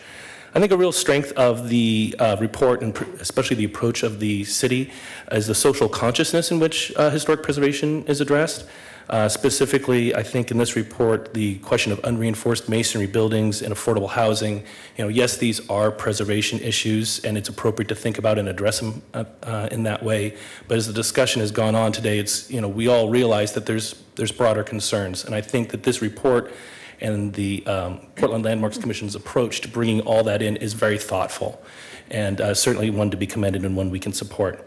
We're also very happy to see the emphasis on education broadly, not just the history education, which you would think with historic preservation, but also why do this? Why expend public funds? Why is this something that a city should do? And also the thoughtfulness put into city regulations. What makes sense? How do you do that? So in total, we find this program to be a model for the state, that it really integrates a lot of different things, and it's the type of approach that we certainly encourage. Thank you. Good afternoon. Good afternoon. My name is Jim Gardner. I'm the chairman of the Land Use Committee for the South Portland Neighborhood Association. And I'm here to, first of all, to express strong support for the Historic Preservation Report that you received. And I'm especially grateful to the recent legislatures for giving you some better tools and better strategies for historic preservation.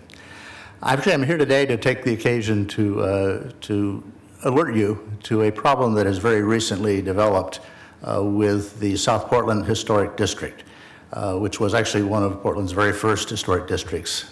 Way back in the late 70s, the neighborhood of Lair Hill particularly, which is part of what we're now calling South Portland, after being largely consumed by rampant urban renewal, worked with the city to establish the Lair Hill Historic Conservation District, which was a city-created historic district, one of the very first. Within a few years, working with the neighborhood, the city adopted a set of design guidelines that were being used to evaluate new construction and remodeling that might go on within the Lair Hill district. In the late 90s, we came to realize that we had only really preserved a portion of the historic South Portland. And so the neighbors working with the city went through the application process and accomplished creation of the South Portland National Historic District. At that time, we were told, and everyone within the city kind of assumed, that those design guidelines that had been created for the Lair Hill district would now apply to the larger, full South Portland district. That straddles NATO Parkway, essentially, Lair Hill being on the west side, and the newer portion that was brought into the National District on the west side. Just in the last couple of weeks, BPS has told us that no, those Lair Hill guidelines do not apply to that newer portion of the historic district that's on the east side of NATO. The reason is those original guidelines had a map, and the map outlined the Lair Hill portion. And so because of that, we're now being told that those guidelines no longer apply. Now, over the intervening 20 years, those guidelines have been used as approval criteria many times to evaluate projects on the east side of NATO. A little brief research that a BPS planner did found 23 land use cases and 10 of those had used the Lair Hill guidelines as the approval criteria. We desperately need a new set of guidelines that will apply to the entire historic district, whether that's simply expanding the boundary of the Lair Hill guidelines or whether that's starting over. Either way, there needs to be some guidelines in place. And why the urgency? As you probably know, Metro is deeply into planning for the Southwest Corridor Light Rail project. And regardless of whether Barber or Nadeau is chosen as the route, it goes through South Portland. And it will stimulate a significant amount of redevelopment, perhaps even far more if Nadeau is chosen, because there'll be a lot of new land available when the bridgehead spaghetti ramps are removed. Before that development gets on the drawing boards or into the pipeline, we certainly need to have in place a set of design guidelines that everyone can recognize applies to the entire historic district. The reason for this alert is that perhaps I hope in your budget deliberations or when you start putting together the budget, there will be requests for some staff help to accomplish this. And I wanted to let you know that this will be coming and to very much ask for your support for that. Thank you, sir. Appreciate it very much. Last but not least. Yeah, good afternoon. Fred Leeson, past president, Architectural Heritage Center. As a Little League ball player, I was good field, no hit. So batting cleanup is a little bit foreign for me here. This Landmarks Commission report is the latest in a long, long series of excellent, excellent reports, and it's kind of unfortunate to look back at the earlier ones and see how little has been accomplished of the recommendations they've suggested. This report gives a passing mention to the Portland Coalition for Historic Resources, and I thought I would talk about that a little bit. That was the brainchild of Jim Hoyer, who many of you remember, who realized that we really needed to get everybody in the preservation tent in an ad hoc group working together, the Heritage Center, Restore Oregon, United Neighborhoods for Reform, and all sorts of neighbors that live in historic districts, and anybody else who cared about the issue.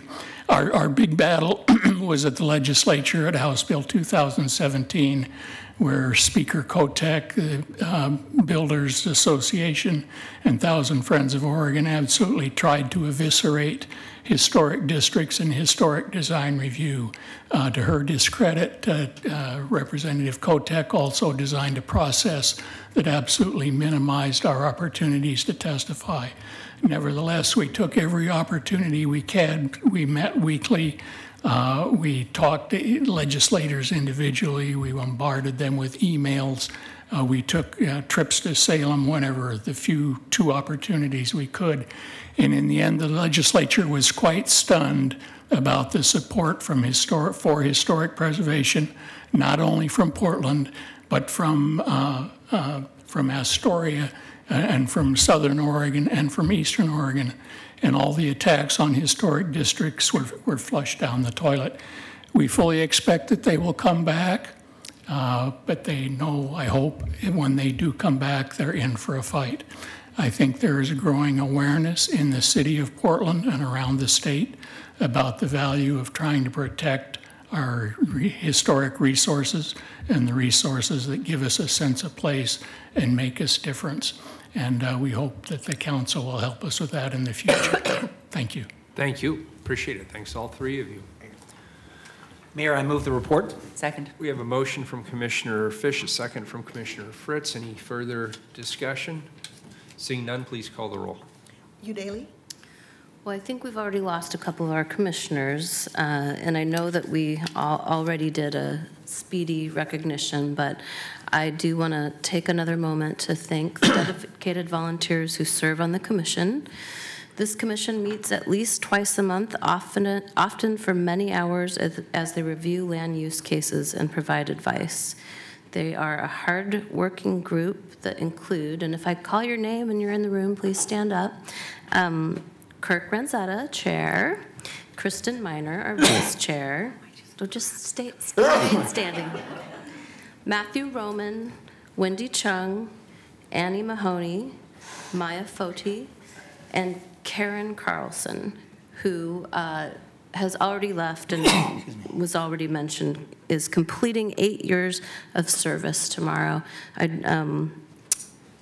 they thank you for your service, and if we could suspend the rules, I think another round of applause is in order. And I would also like to recognize the dedicated BDS staff who have been increasing in number due to the high volume of applications BDS receives related to historic resources. I'm really looking forward to continuing this conversation, and I'm happy to vote aye. Fritz. Thank you very much for all your work. This is a great report. I was very happy to see in it the moving of the Morris Marks house came top of the accomplishments, and I want to again thank Rachel Wiggins and Mayor Hales' office, as well as practically everybody in mine who worked so hard to get that done.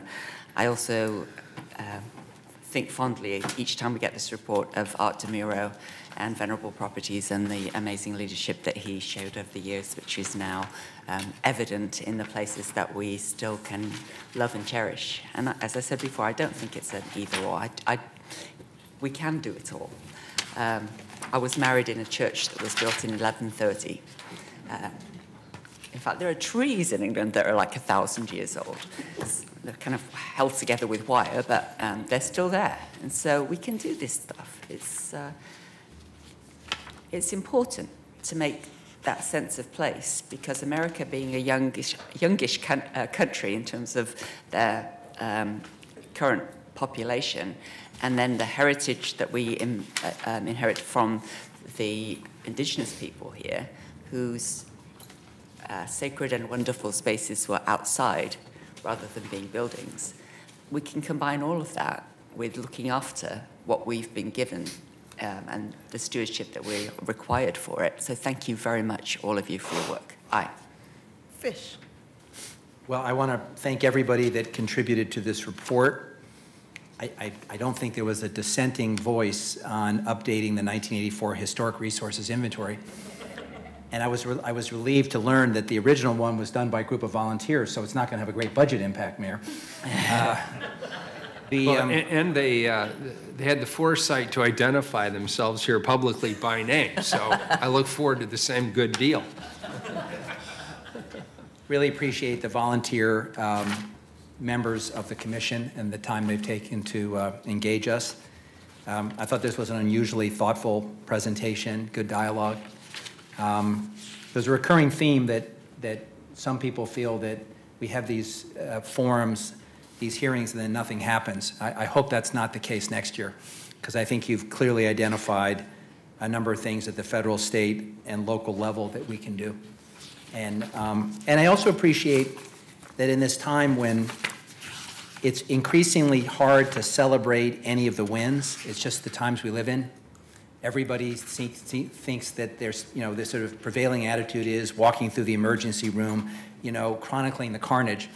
So it displaces the time to actually acknowledge the wins. And there's some people in this room to whom we owe a great debt of gratitude for some huge wins this year. And they were unlikely wins.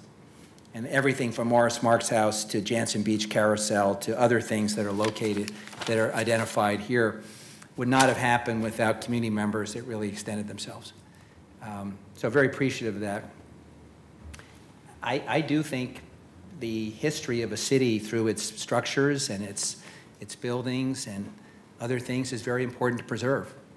And I just want to close by saying that I'm not sure how we reconcile all the things that the mayor identified earlier, but I don't think it was meant to be easy.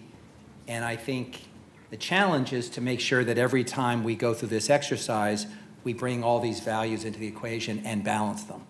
Because I fear what we're going to do is start shortcutting and just bypassing certain things. And that would be a shame. So thank you for your good work. Aye. Wheeler. Well, first of all, I want to also take some time to thank the volunteer members of our commission. 26 meetings in 1 year for volunteers.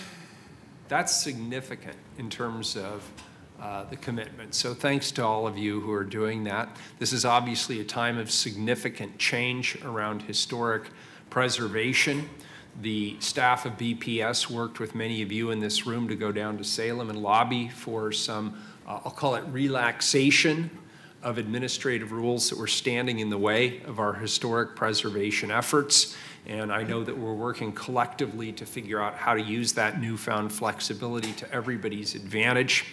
And I certainly look forward to seeing the Historic Resources Code project come back to the City Council in 2018, and I look forward to supporting that work as I support the work that we're talking about here today.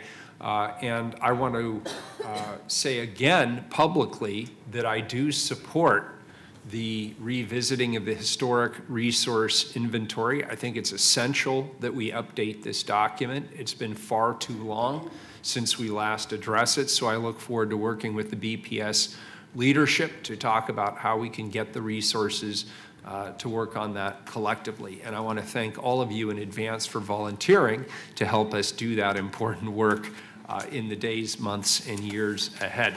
So thank you. I vote aye. Great report. We are recessed until 4 p.m. Thank you.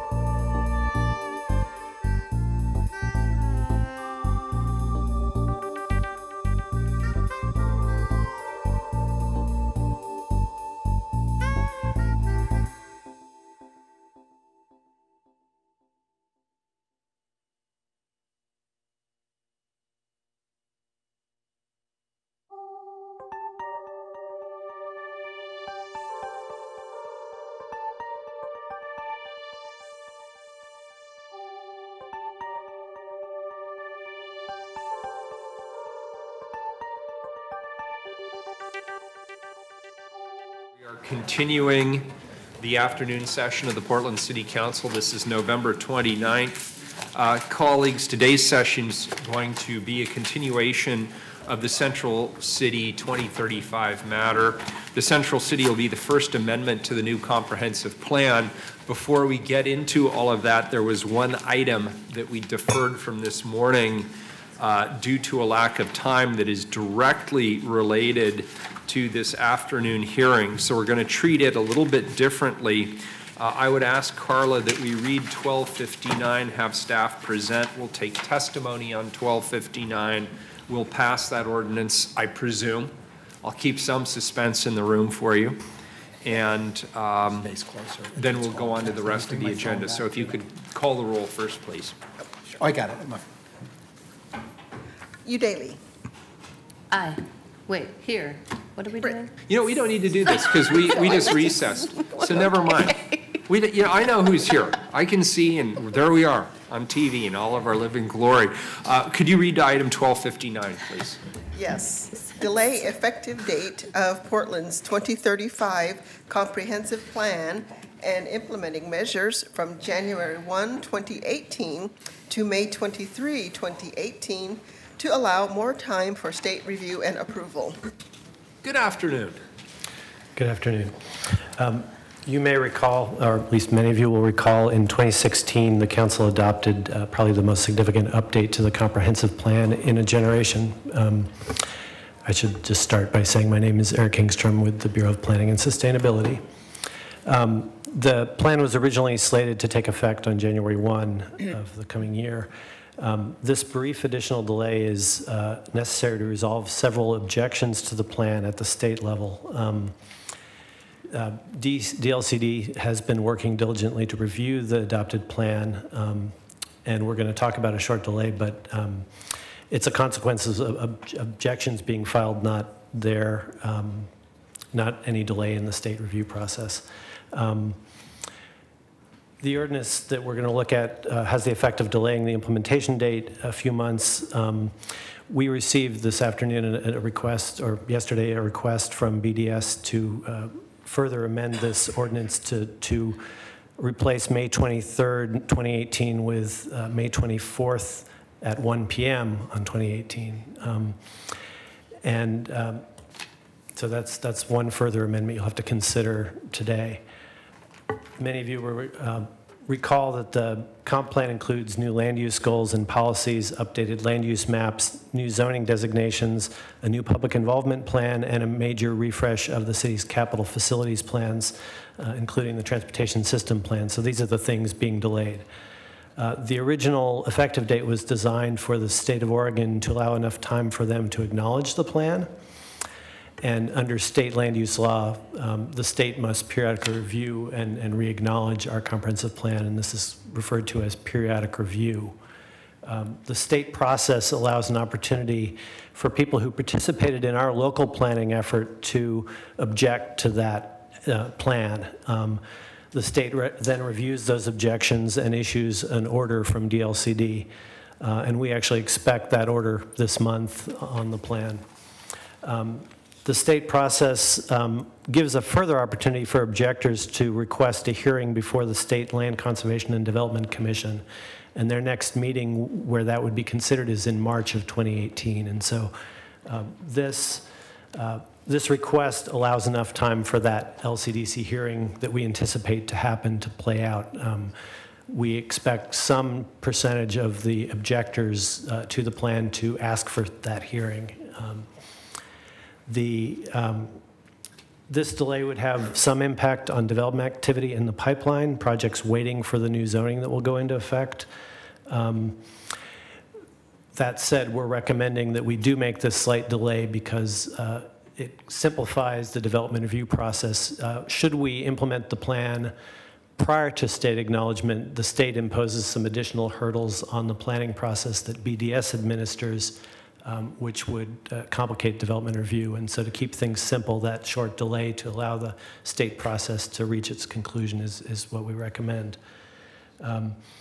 We changed a couple things in this ordinance. We made it an emergency ordinance because it has to take effect before January. We changed the ordinance to allow the Title III amendments that create the new Community Involvement Committee to take effect on January 1 so that we can recruit and populate that committee and get it up and running before the plan actually takes effect so they're ready to run. And then we added language to disclose the possibility that we could come back to you optimistically if we resolve those objections early. We could come back to you and request to accelerate the effective date. We just wanted folks to know that that was still a possibility. And then this latest amendment is to select a more precise implementation time of May 24th at 1 p.m. And that was driven by BDS because the permit center will be closed on Thursday afternoons, and that just makes it simpler for them. On that same day, we're going to be bringing back some technical corrections to you to adopt to clarify how the things like the noise ordinance and the sign code and the tree code and the inclusionary housing code apply to the new zones that are going to take effect that day. And we don't want to create an awkward situation where there's a time where people can submit permits before those clarifications have taken effect. And so we wanted to take advantage of the day that the permit center is already closed to have you consider those and have the effective date occur. Commissioner Fritz. Well, why don't you do it 5 o'clock on a Friday so you'd have the whole weekend? Because we need some time after it's effective when council is in session for you to consider those final clarifying amendments to it. And we can't have you do that until it's actually in effect for legal reasons. So we would hear those at 2 o'clock on the 24th? We've reserved some time on the 24th to have you consider the final vote on those amendments, which we should be bringing to you, I would imagine, in February or March for a first reading. Thank you. Very good. What happens if somebody gets, what time does the BDS close? I believe that they're closed the afternoon. They shut up shop at 1 o'clock? Right. And do they have any kind of, if you're in line, you get to be seen or not? I would have to defer that to the BDS staff. I'm not sure we want to signal this publicly. Well, I'm thinking about this because we once, at my suggestion, said that instead of having a deadline being at 5 o'clock on a Friday, why not make it 8 o'clock in the morning on the Monday, because the staff were not going to look at it over the weekend, whereas the community would be able to do that. Well, then somebody showed up at 3 a.m. asking to, on the Monday morning, asking to be able to submit their comments, which obviously the security guard was there. So I'm just giving that example of a, have you looked at all the possibilities to make sure that it's as foolproof as, or as most capable of preventing the problems that you're trying to avoid? We have not looked at that possibility, but we certainly can. Thanks. So you're offering up or proposing two amendments. The first is the May 24th at 1 p.m.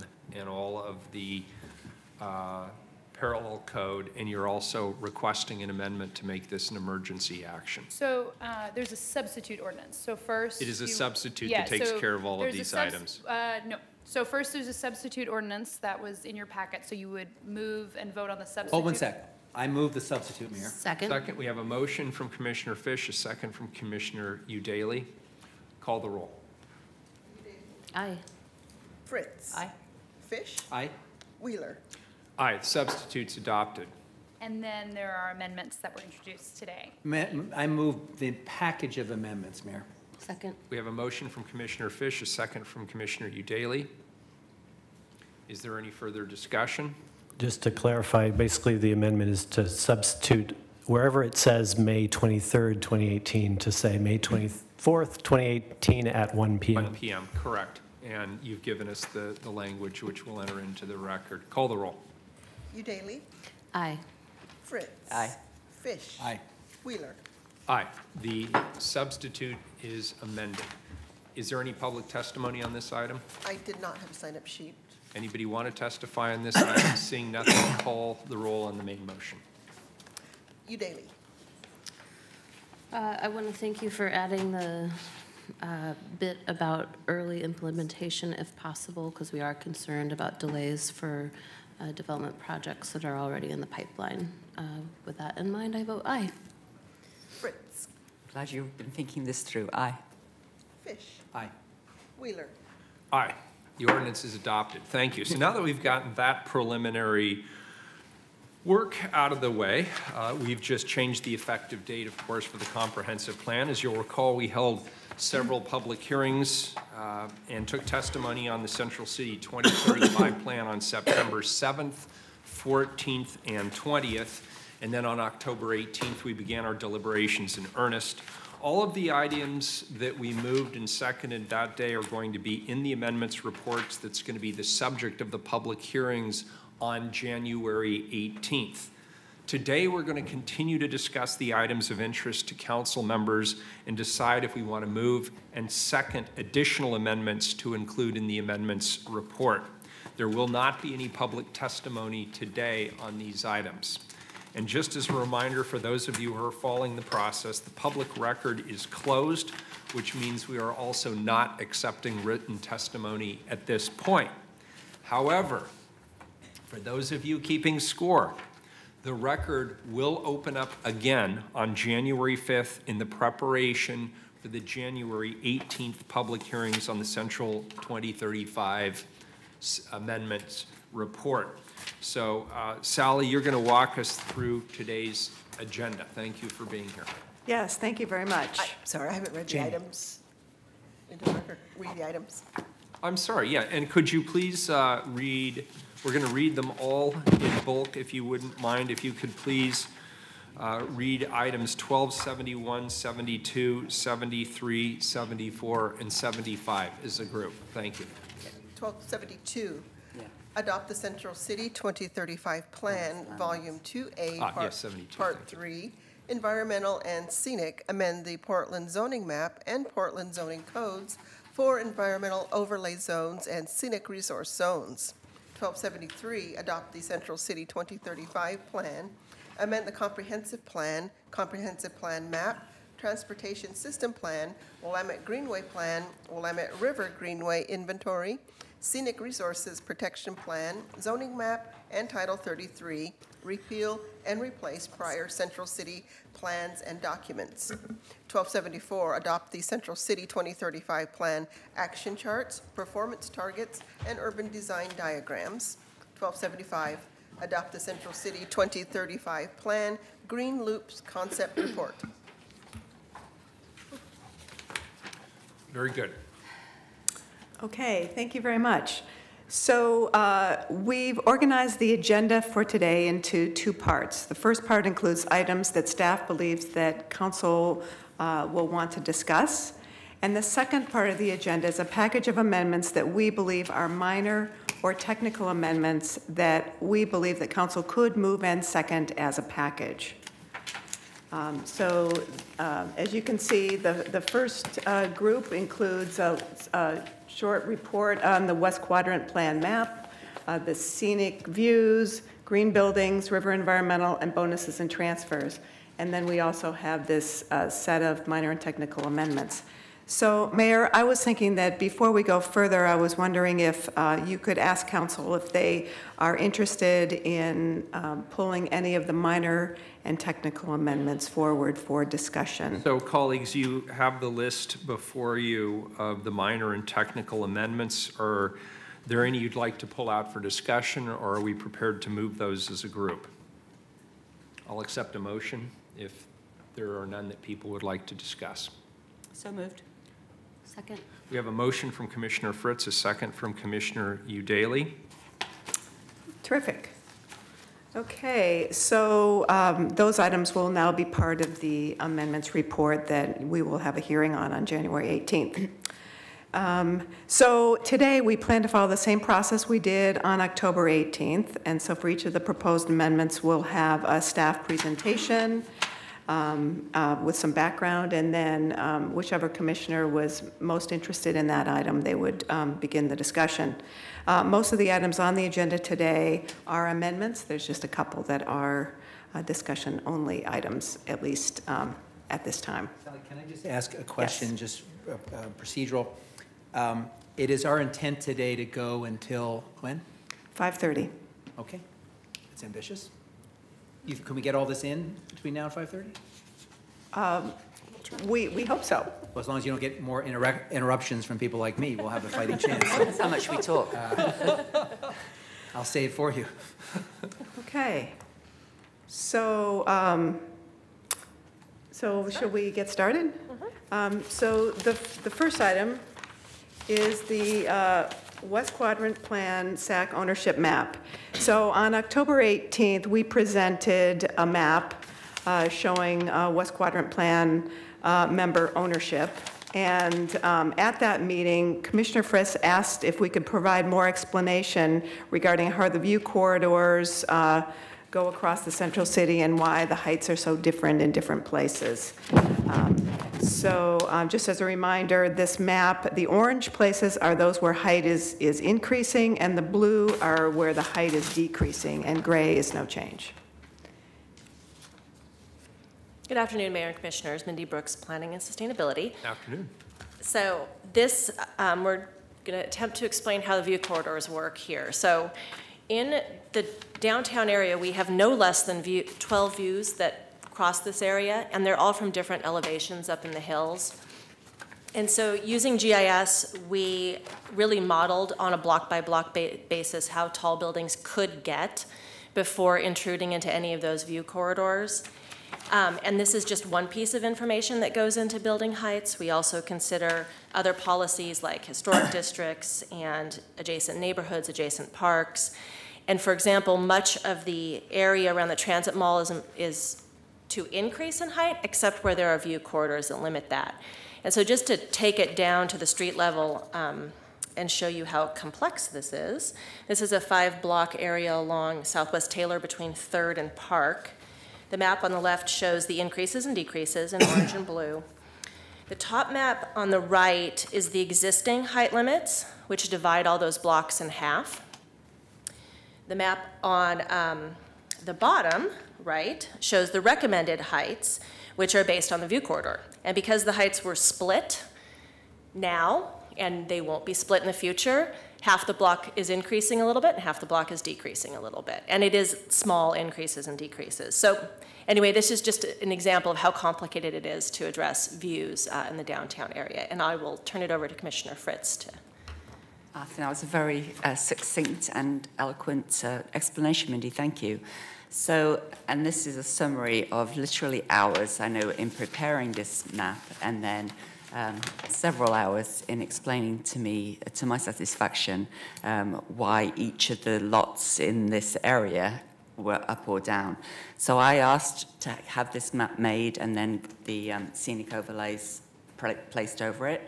I wasn't at all interested in who particularly owned any of the blocks. I just wanted to be able to understand without any kind of bias, why are things going up and why are things going down? And I am absolutely satisfied that there wasn't an influence of the committee members on the outcomes, because it just doesn't.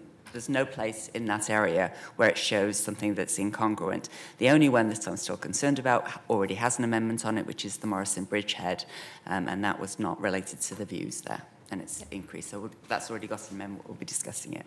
Great. Colleagues, any further questions on this item?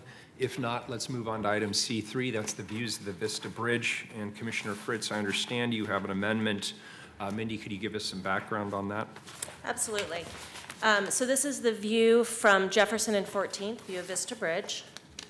And last time there was some requests for some additional information, so I'm going to just kind of re-explain what's going on here. The top two images that you're looking at are the existing heights in the view, and the bottom are the recommended heights for the view corridor. The top left shows existing heights of 30 to 45 feet, and the top right shows how that view would change with full build-out.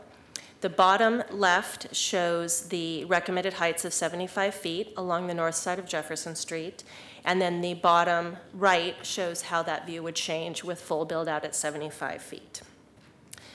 The reason why staff recommended 75 feet is because Jefferson Street is a commercial corridor along a light rail stop, and 75 feet is more flexible and supports the redevelopment of sites such as the surface parking lot, but 75 feet would cause intrusion into the view corridor. Because the View Vista Bridge can only be seen from 14th from the street, and then the view disappears until 18th Street, part of the recommendation is to add a new viewpoint at 18th and improve Collins Circle to celebrate the Vista Bridge. At the last session, Commissioner Fritz, you asked that we look into retaining the existing heights to maintain the existing View Vista Bridge. So the map on the right puts the existing heights back in place, and the map on the left is the recommended heights of 75 feet. And I will turn it over to you, Commissioner Fritz. Thank you. So I am moving to return the height limits to the existing heights. I'm still keeping that second piece of the amendment of the proposal with the circle, but to return the heights so that that iconic view remains. Is there a second? A second. Commissioner Fritz moves. This is an amendment. Commissioner Udaley seconds. Any further discussion on this item?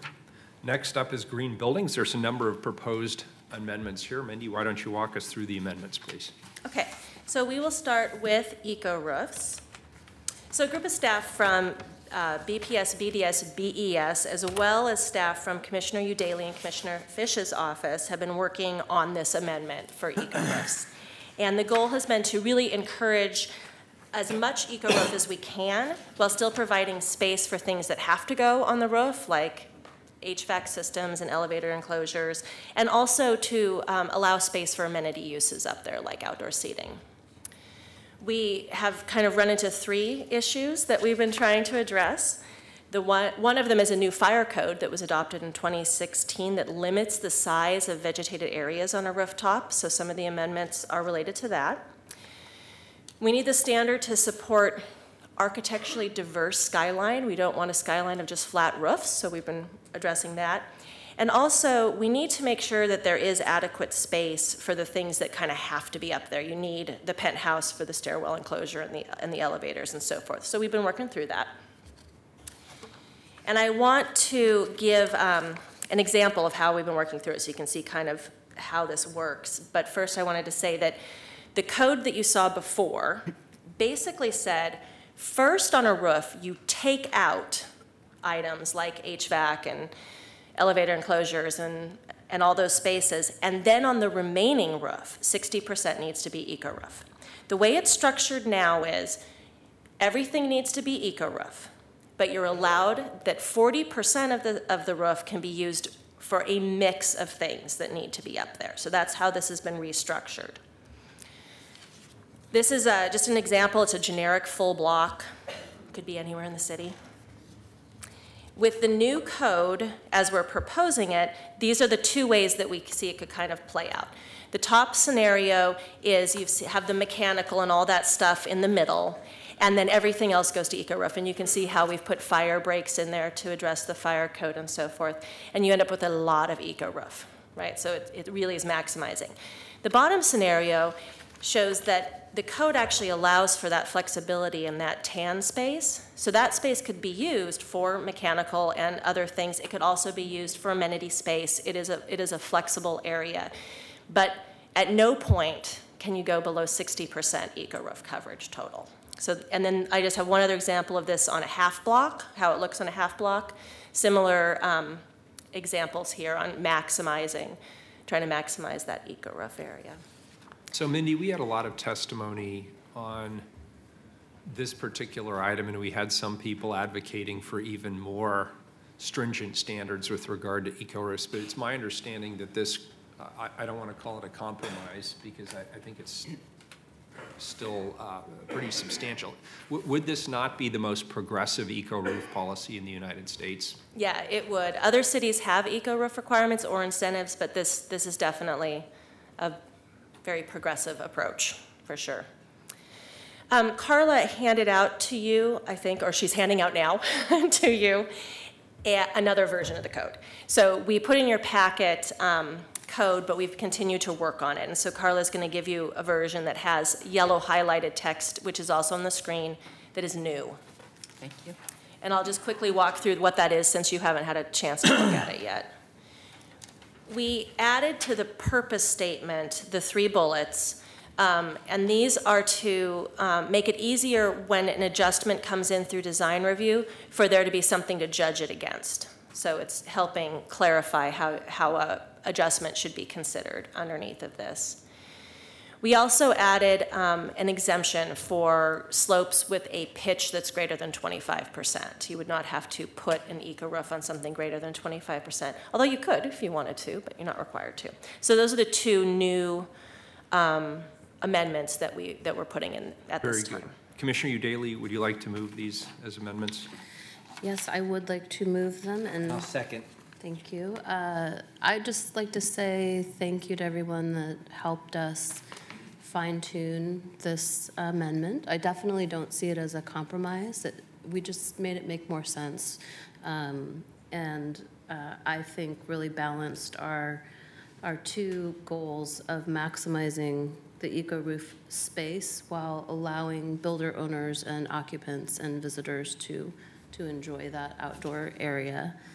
And I'm just going to quickly list off some of the benefits of eco roofs. For anyone who's listening or remains unconvinced, they significantly decrease stormwater runoff. They help preserve fish habitat. They absorb carbon dioxide and other air pollutants. They cool urban heat centers, and they enhance the energy capacity of solar panels. And I think that you've really gone over all the significant changes to this amendment. The only thing that I want to clarify is this only applies to new development that's over 20,000 square feet in net building area. It will result in a less than 1% increase to the overall cost. And if there is an existing list of exemptions, which would include patio equipment, fire aisles, all of that, if we've forgotten anything, and that list needs to be expanded, changes can be made through the annual Regulatory Improvement Code amendment project process. Commissioner Fish. I just want to thank Commissioner Udaley and her team for sort of convening the various parties to get to this compromise. And let's be clear, we're moving to a mandate. This is a long time coming. This is a requirement. But this seems like a reasonable compromise in balancing other required and competing uses. And I thank everybody that had a hand in working through to get to this point. Yeah, I want to share that same sentiment. I think this standard is very important to address our sustainability and our climate action goals, and that includes clean water, it includes clean air, it includes heat island effects, it includes protecting habitat, and considering where we started with this conversation, I think it's come a long way. And Commissioner Udaley, I want to thank you, and I want to thank your team. And I definitely want to thank the Bureau staff for working hard to bring a lot of disparate voices to the table on what, as I said, will now be the most progressive green roof policy in the United States. And I think it's a good, smart one. And I also just want to say anecdotally, I've shopped this around to a number of people that I just know personally who are developers and architects, and the feedback was very positive, particularly based on the accommodations that were made for some of these other amenities on the rooftop. And one individual told me that this is where the market is actually going. And I believe you even showed a couple of photos in your presentations of buildings where that is what the client wanted. Mm-hmm. So I think this is great timing, and I'm very appreciative of your work, Commissioner. Yes, please. I would also just like to acknowledge local advocates Grit for helping bring this to our attention, and to my staff member, Jamie Duhamel, who really led this process for my office. Very good. So moving along, we're covering a lot of interesting areas today. F2, light pollution, Commissioner Fish. Did you want to move a light pollution amendment? Yes, I think this is one that Commissioner Fritz and I both support. I'm going to be very clear, Mayor. This doesn't go as far as I would like, but what we're doing is going from the discretionary rather vague, consider the project, to actually initiating a project. I do have concern about the 5-year timeline, and I wonder if that's a function of resources and prioritization within the Bureau. Is that, I'm seeing a nod? Yes. And so can you give us a sense of what would be required in terms of council action to move this up in terms of priority? Are we talking about funding and staff? Give us a sense of if we thought 5 years was a bit, if we wanted to accelerate the process, Susan, what would you need in order to meet that? And, Susan Anderson, Director of the Bureau of Planning, Sustainability, and all these where we write in the next 5 years. That doesn't mean it couldn't happen, you know, in year 2. We wanted to give ourselves a little room so that when we put out our budget annually, you're able to look at all of the things that are on your list and decide which ones you want to put forward. We could put it forward in our next budget as a trade-off with something else and see if that's something you want to put at the top of the list. Mayor, you have a big say on this, and without getting into the weeds here, there's a debate about how you create the standard and the requirement. And BPS has said they want to go through a process to get to that. There's some advocates who've said that the council should set a specific requirement. One way we can, I think, bridge that difference is prioritize a process to get to the standard and then have the council determine when we implement it. But that would require a clear direction to BPS, either with resources or prioritization, that this goes to, that this does get done sooner rather than later, Mayor. I agree. You know, it's very important, and there's been a lot of literature on this in recent months. In particular, there's a number of new studies that show about the rapid global spread of light pollution and what the consequences are. And often those consequences are couched in terms of impacts to humans and to wildlife. And it discusses things like disruption of sleep patterns and the destruction of habitat and the collapse of nocturnal animal populations, but it's also important for our energy goals. And so I think it does require a thoughtful approach rather than us just picking a number and hoping we got it right. And so I would support that, and I hear what you're saying with regard to both resources and manpower to back that. And so, Mayor, I would offer this compromise amendment with the understanding that we would, through the budget process, prioritize establishing the standard and then with some sense of urgency, provide the resources to BPS to implement a standard. Second. We have a motion from Commissioner Fish and a second from Commissioner Fritz. Thank you. Very good. And then we're getting into F3. This is bird safe, like the other 2 green building items. This one implements our sustainability values, and it is flexible. And I'd like to move this, but Mindy, could you talk a little bit about some of the details here? Sure. Really what we're doing with this amendment is just moving the details of it into an administrative rule. The standard itself, what is required, the percentages and so forth, would stay in the zoning code. The administrative rule would handle the specifics about materials and glazing and frit spaces and UV materials and so forth. And we think this is important because this is a new field, a new technology, and it's going to change. And an administrative rule is more flexible. It allows for more change. And we can also put more details in the administrative rule to help developers understand it. Is there, so, I'm sorry. Yeah, no, go ahead. So that's the amendment. Great. Is there a second, please? Second. It sounds like Commissioner Udaley just beat out Commissioner Fritz on that. We'll deal with that privately. Yeah, they'll fight it out. They'll fight it out. Then we'll move on then to H2 redevelopment in the floodplain. Commissioner Fish, I understand you would like to speak to this item and potentially offer up an amendment. Yeah, I'll let staff go first. Okay. So just a little bit of background. I just want to remind everybody that the Willamette River hasn't flooded in a while, but it actually does flood every 30 years about. It flooded in 48, 64, and 96, and this is a lovely picture of the Pearl in 96. And we do expect that flooding will intensify. The frequency will change with climate change. The plan already has an increase in the width of the setback. It applies a new river environmental overlay zone to the river and the riverbanks, and it puts in place a bonus for property owners to choose to set back even further. But all of these requirements and bonus, they come into play at the time of redevelopment, right? And so when somebody redevelops their site, that's when they set back. That's when they can get a hold of this bonus. So we've proposed with Commissioner Fish a new action that directs Bureau of Planning and Sustainability to partner with BES, OMF, the Bureau of Emergency Management, and BDS to explore options to incent people to voluntarily move out of the floodplain in the setback ahead of full site redevelopment. And I think the theory here, colleagues, is, and I have a few other comments and questions, but it's one thing to say that typically these things are linked to development, but given that this is a floodplain and given the consequences, I'm not sure we can afford to wait.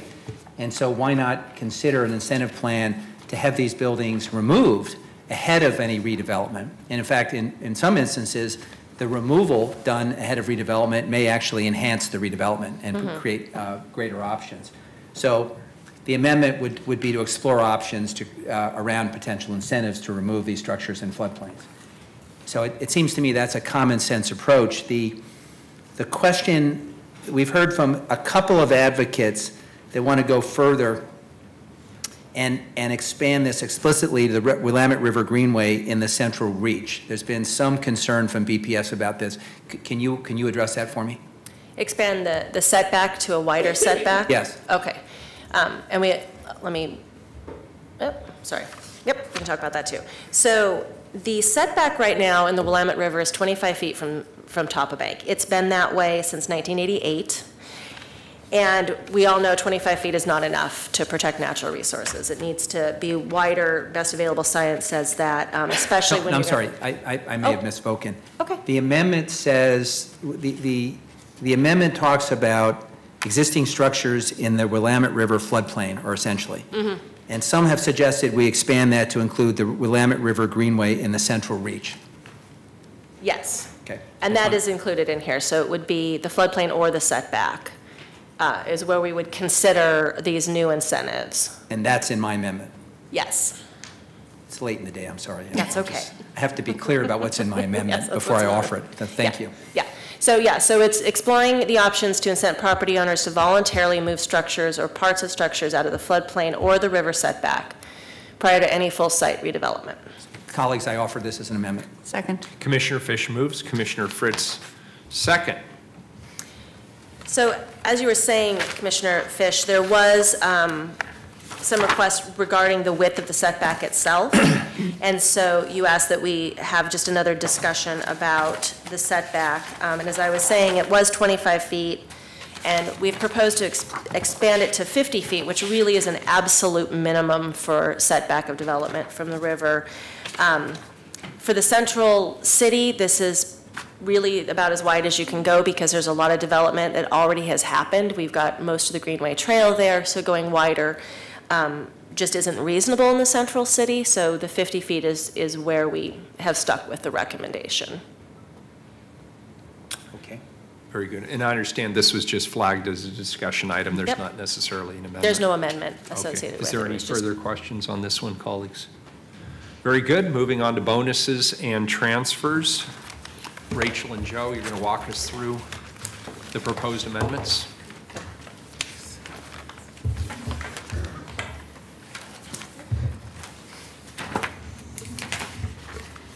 Good afternoon, Commissioners. Good I'm Rachel afternoon. Hoy with BPS, and I'm going to be working from Table G in your packet. G is the bonus and transfer table.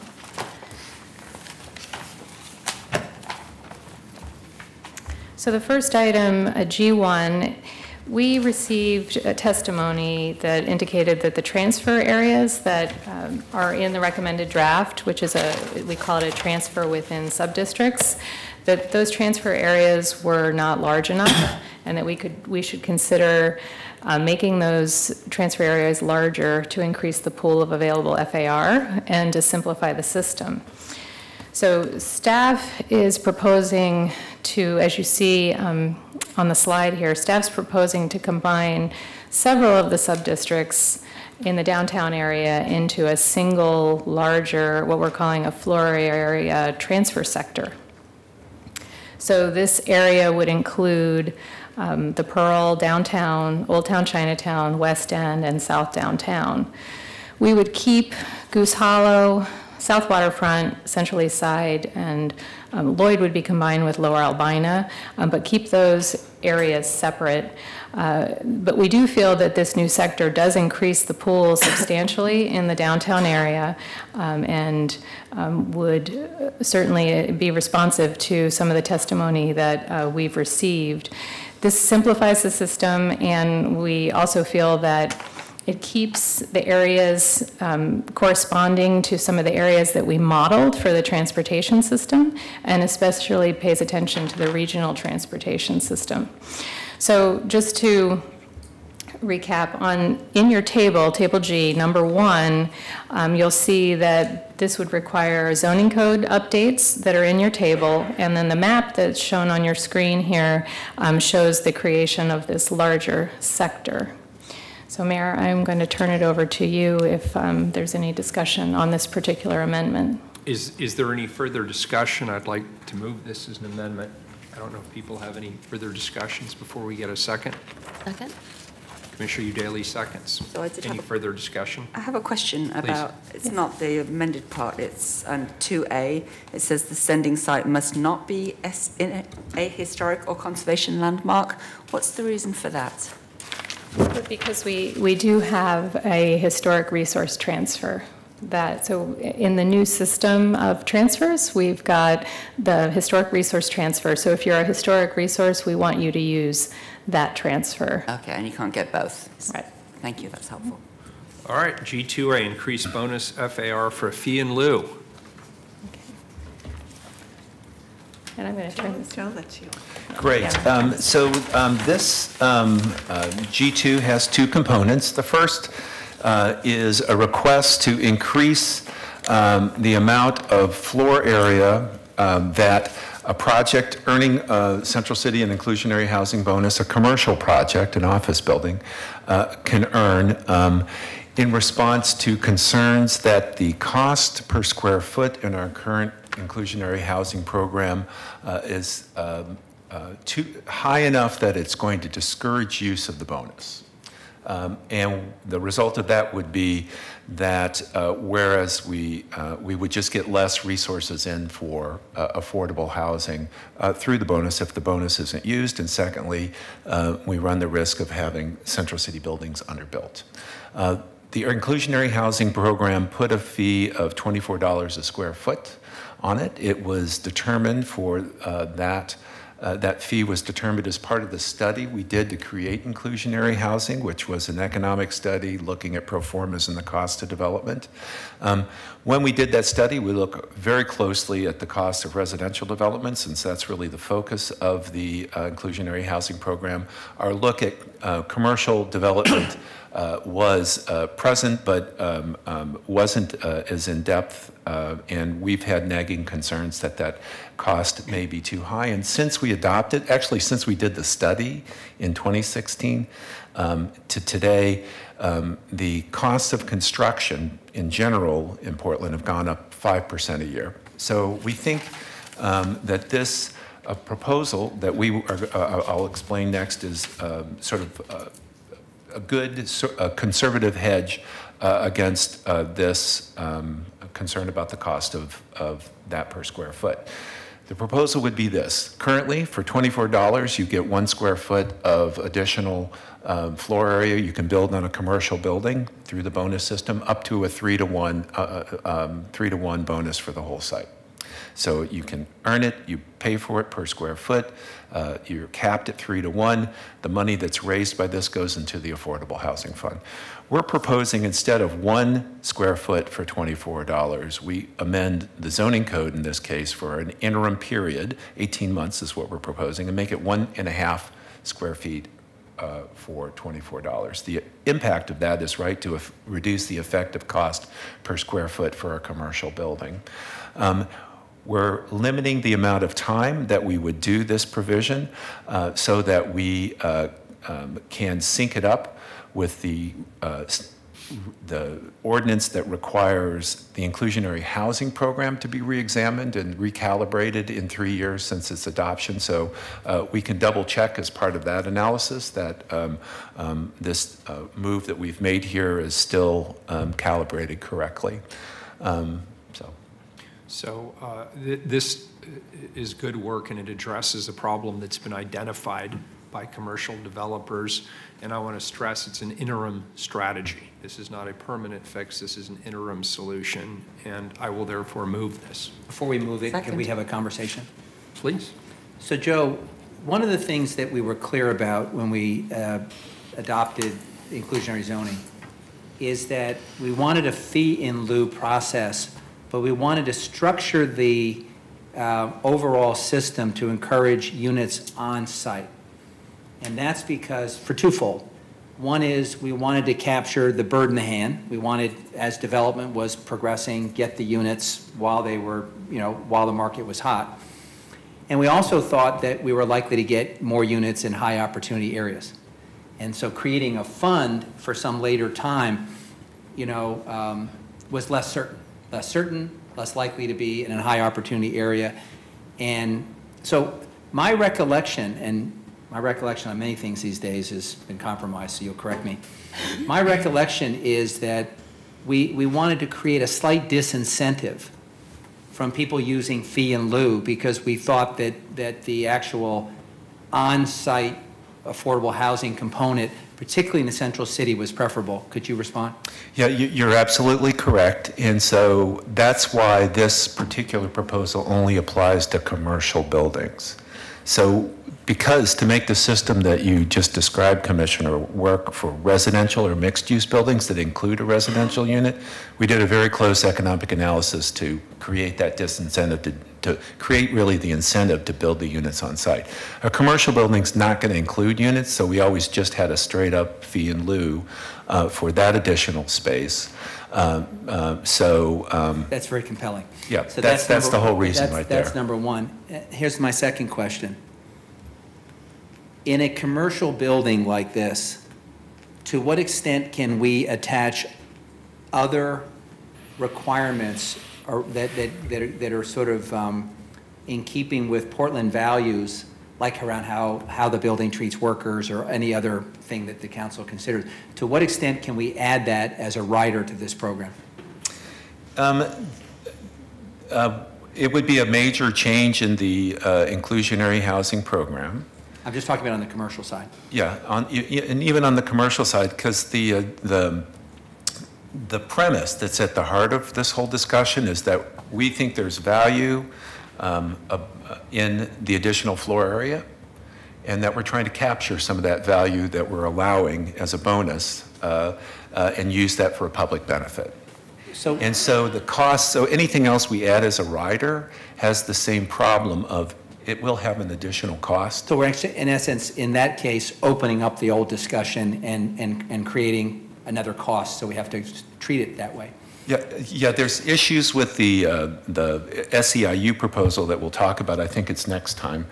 But anything we want to add to this list of public benefits that we ask in return for a bonus, we should calibrate when we set the price, because it's all really a game of setting how much value we can capture, what's the cost of that to deliver, the price of the additional FAR. So when we later come back and talk about the SEIU proposal, what I'm interested in better understanding from you is where's the strongest nexus between us weighing in on this subject of responsible contractors and some discretionary action that someone would otherwise not have a right to.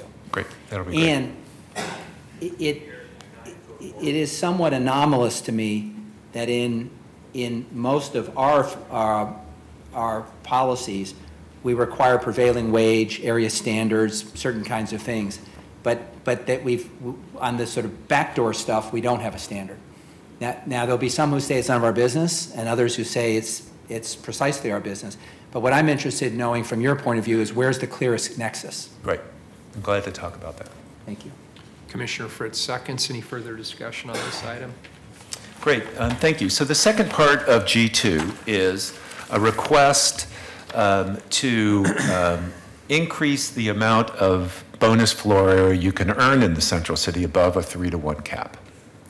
The 3-to-1 cap has been established since the original Central City plan, and we did not propose changing it in the development of the Central City 2035 plan, but in examining, researching this particular question, this issue that was put on the table, we believe that we could, as a city, choose to go above the 3-to-1 cap, and there's just some steps, some analysis we need to do in advance to get it right.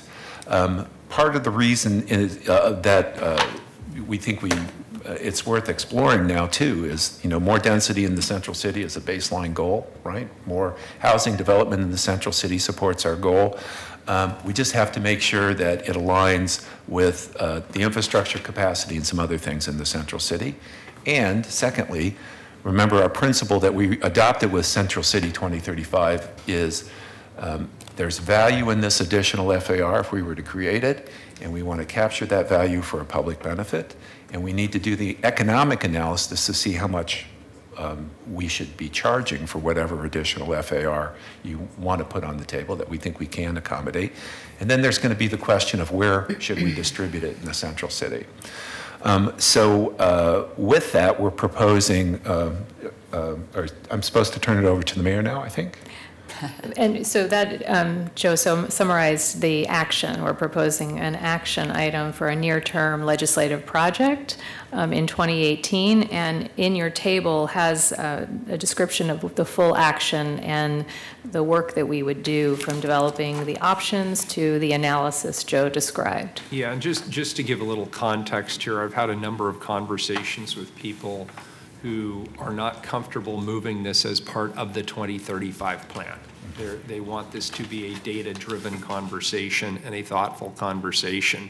So effectively, this amendment pulls it out of that process, creates the legislative process. My view has not wavered. I believe the comp plan and the Central City plan both call for increased density in the Central City. That's the appropriate place for increased density. We're in a housing emergency, so we know that we need that density, but I also want us to be thoughtful about how and where that density is located. So we're proposing this amendment to effectively pull it out and have a more thoughtful side conversation.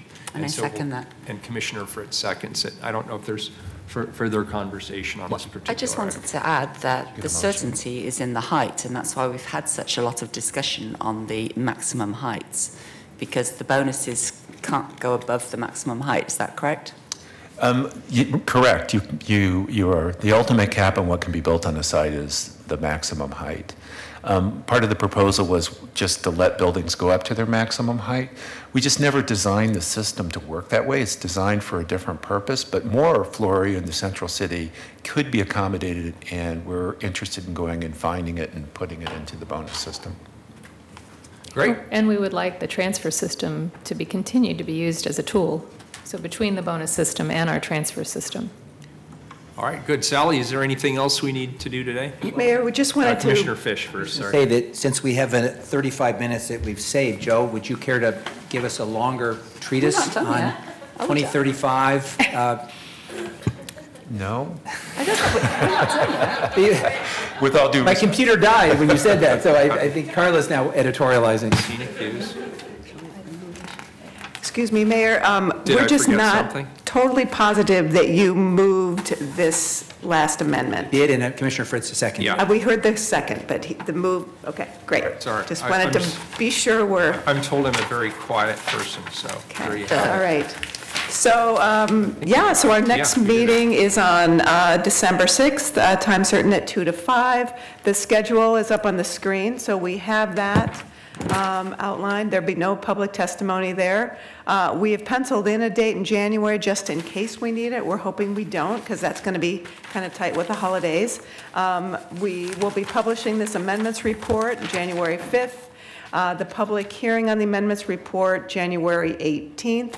and then we'll be moving forward, and we will have our final vote on May 24th, right after the comprehensive plan vote that you will have it on May 24th. Very good. And I've heard from a number of people that, you know, through necessity and through law, this process is somewhat complicated.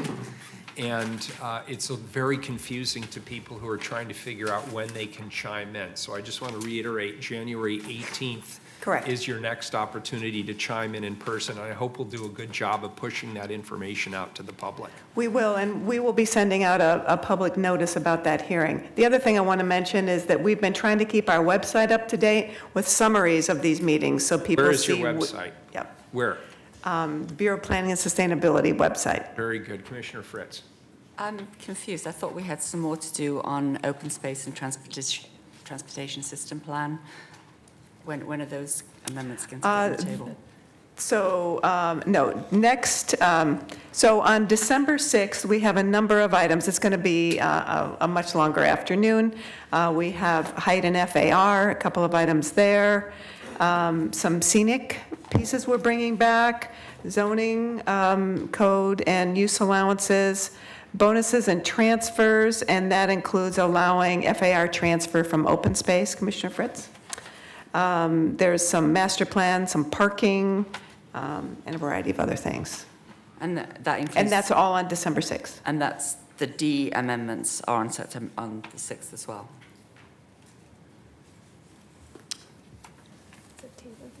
Table D.